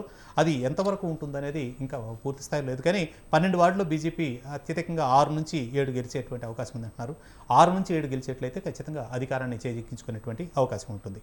అట్లాగే అమర్జంత్లో 10 వార్డులే ఉన్నాయి. 10 వార్డుల్లో కాంగ్రెస్ పార్టీ 5 నుంచి 6 గెలుచుకుంటుంది అంటున్నారు. కాబట్టి మేబీ మిగతావన్నీ కూడా తమ ఉనికి చాటుకున్నప్పటికీ కూడా అమర్జంత్లో ఎక్కువగా కాంగ్రెస్కే ఎడ్జ్ కనిపిస్తుంది. ఇక భూత్పూర్లో కూడా 10 స్థానాలే ఉన్నాయి. కాంగ్రెస్ 6 వరకు గెలుస్తుందంటారు. మిగిలినటువంటి పార్టీలు 2 స్థానాలు పరిమితం అవుతాయంటే బహుశా 10 అంటే 6 వచ్చింది అంటే ఖచ్చితంగా కూడా కాంగ్రెస్కే అవకాశం ఎక్కువగా అనిపిస్తుంది. నారాయణపేటలో 24 స్థానాలు గాను బీఆర్ఎస్ 8 నుంచి 10 స్థానాలు గెలుస్తుంది అంటున్నారు. ఇంకా ఆ సంఖ్య కొంచెం పెరిగినా కూడా ఆశ్చర్యపోనక్కర్లేదు. ఇక్కడ బీఆర్ఎస్కి కొద్దిగా ఎడ్జ్ కనిపిస్తూ ఉంది. అలంపూర్కు సంబంధించి 10 వార్డులు ఉన్నాయి. 10 కాంగ్రెస్ పార్టీయే ఆధిక్యత కనిపిస్తోంది. మిగిలినన్ని కూడా కొంతవరకు అంటే 2 నుంచి 3 స్థానాలు 4 స్థానాల్లో విజయం సాధించేటువంటి అవకాశం ఉంది. ఇక వడ్డేపల్లిలో 10 వార్డుల్లో బీఆర్ఎస్ 1 నుంచి 5 స్థానాలు అంటున్నారు. కాంగ్రెస్ కూడా ఇంచుమించు ఇదే స్థానం ఉంది కాబట్టి ఇక్కడ హోరాహోరీ ఉంది. చివరి నిమిషం వరకు కూడా ఫలితాన్ని అంచనా వేయడం కొంచెం కష్టంగా ఉంది. ఐజలో కూడా 20 స్థానాలు ఉన్నాయి. ఇక్కడ కూడా కాంగ్రెస్ బీఆర్ఎస్ మధ్య టఫ్ ఫైట్ నడుస్తూ ఉంది. ఇది కూడా హోరాహోరీగా జరిగే దాంట్లో ఇప్పుడు మన సవీన్ చెప్పినట్లు ఇక్కడ కూడా ఎక్స్ అఫీషియో మెంబర్లు ఇట్లాంటి వాళ్ళ కీలకమైనటువంటి పాత్ర పోషించినా కూడా ఆశ్చర్యపోనవసరం లేదు. అట్లాగే గద్వాలు, నాగర్ కర్నూలు, కలవకుర్తి ఇవన్నీ కూడా వన్ సైడ్గానే ఉన్నాయంటున్నారు. కాంగ్రెస్కే ఎక్కువగా ఎడ్జ్ కనిపిస్తూ ఉంది. నాగర్ కర్నూలులో 24, గద్వాల్లో 37 స్థానాలు ఇవన్నీ కూడా దాదాపు కాంగ్రెస్కి ఎక్కువగా ఎడ్జ్ కనిపిస్తుంది. కలవకుర్తిలో కూడా కాంగ్రెస్ జెండానే ఎగురుతుంది అనేటువంటి అభిప్రాయం కనిపిస్తూ ఉంది. వనపర్తిలో ఉన్నటువంటి 33లో కాంగ్రెస్ 20 స్థానాలు పైగా గెలుస్తుంది అంటున్నారు. సో ఇక్కడ కాంగ్రెస్ జెండా ఎగిరే అవకాశమే ఉంది.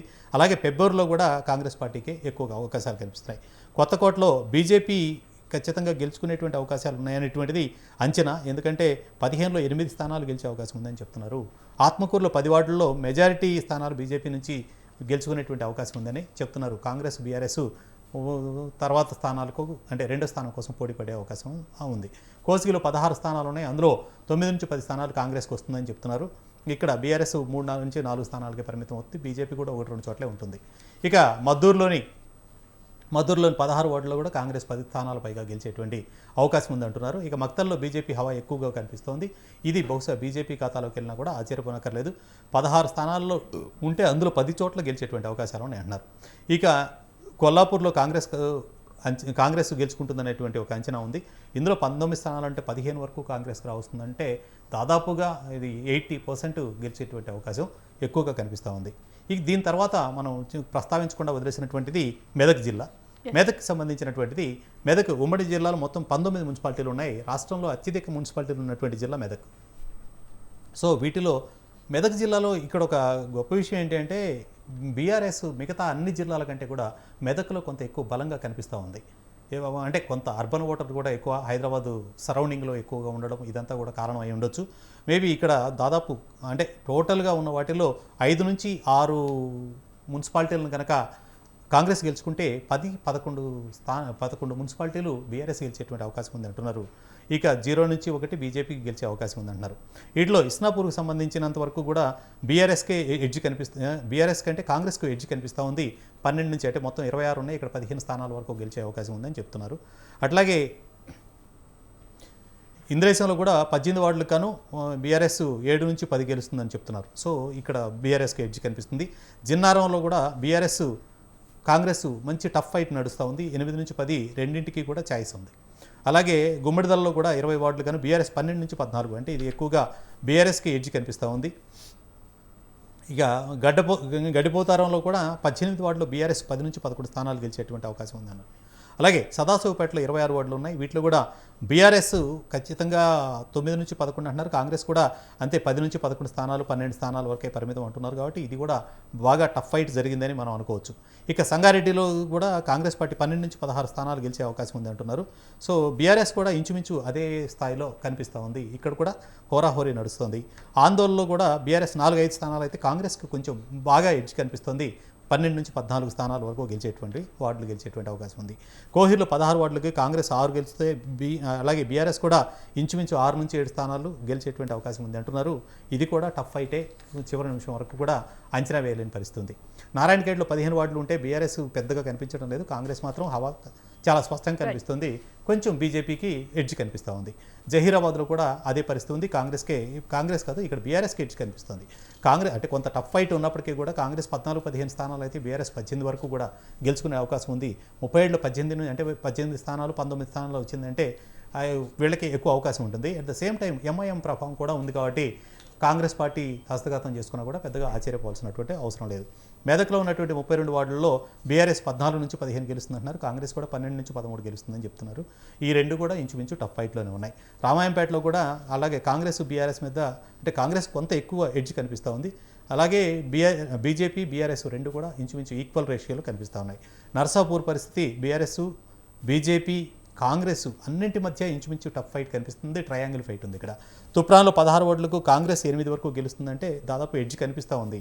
అలాగే దుబ్బాకలో బీఆర్ఎస్ ఎడ్జ్ ఎక్కువగా కనిపిస్తూ ఉంది. గజ్వేల్లో ఉన్నటువంటిది బీఆర్ఎస్ 9 నుంచి 10 స్థానాలు గెలుస్తుందని చెప్తున్నారు. కాంగ్రెస్ 8 స్థానాలకే పరిమితం అయ్యే అవకాశం కనిపిస్తుంది. హస్నాబాద్లో 20 స్థానాలకు గాను కాంగ్రెస్ పార్టీ 11 నుంచి 12 గెలుస్తుంది అని అంచనా వేస్తున్నారు. సో హస్తగతం అయ్యే అవకాశమే ఉంది. చేర్యాల్లో ఉన్నటువంటి స్థానాల్లో కాంగ్రెస్ బీఆర్ఎస్ దగ్గరగా కనిపిస్తూ ఉన్నాయి. ఇవి ఉన్నటువంటి పరిస్థితి. ఇంకొక జిల్లా మాత్రమే మనం మిగిలిపోయి ఉంది. అదొకటి రంగారెడ్డి జిల్లా.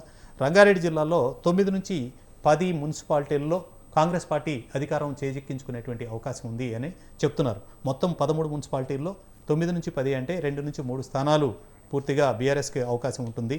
0 నుంచి 1 స్థానం బీజేపీకి అవకాశం ఉంటుందని చెప్తున్నారు. వీటికి సంబంధించినటువంటిది సర్వే రిపోర్ట్ ఇది. మరి మొత్తంగా మున్సిపల్ ఎన్నికలకు సంబంధించి స్వతంత్ర అన్వేషణలు నిర్వహించిన సర్వేలో కూడా ఎక్కడ అన్ని మున్సిపాలిటీలో అన్ని నియోజకవర్గాల్లో కూడా కాంగ్రెస్ హవా అయితే కనిపిస్తుంది. మరి చూడాలి ఎల్లుండి జరగబోయే కౌంటింగ్లో ఏం జరగబోతుంది అనేది. ఇవి ఇప్పటివరకున్న ఎగ్జిట్ పోల్స్కి సంబంధించిన అప్డేట్స్కి వాచింగ్ స్వతంత్ర న్యూస్.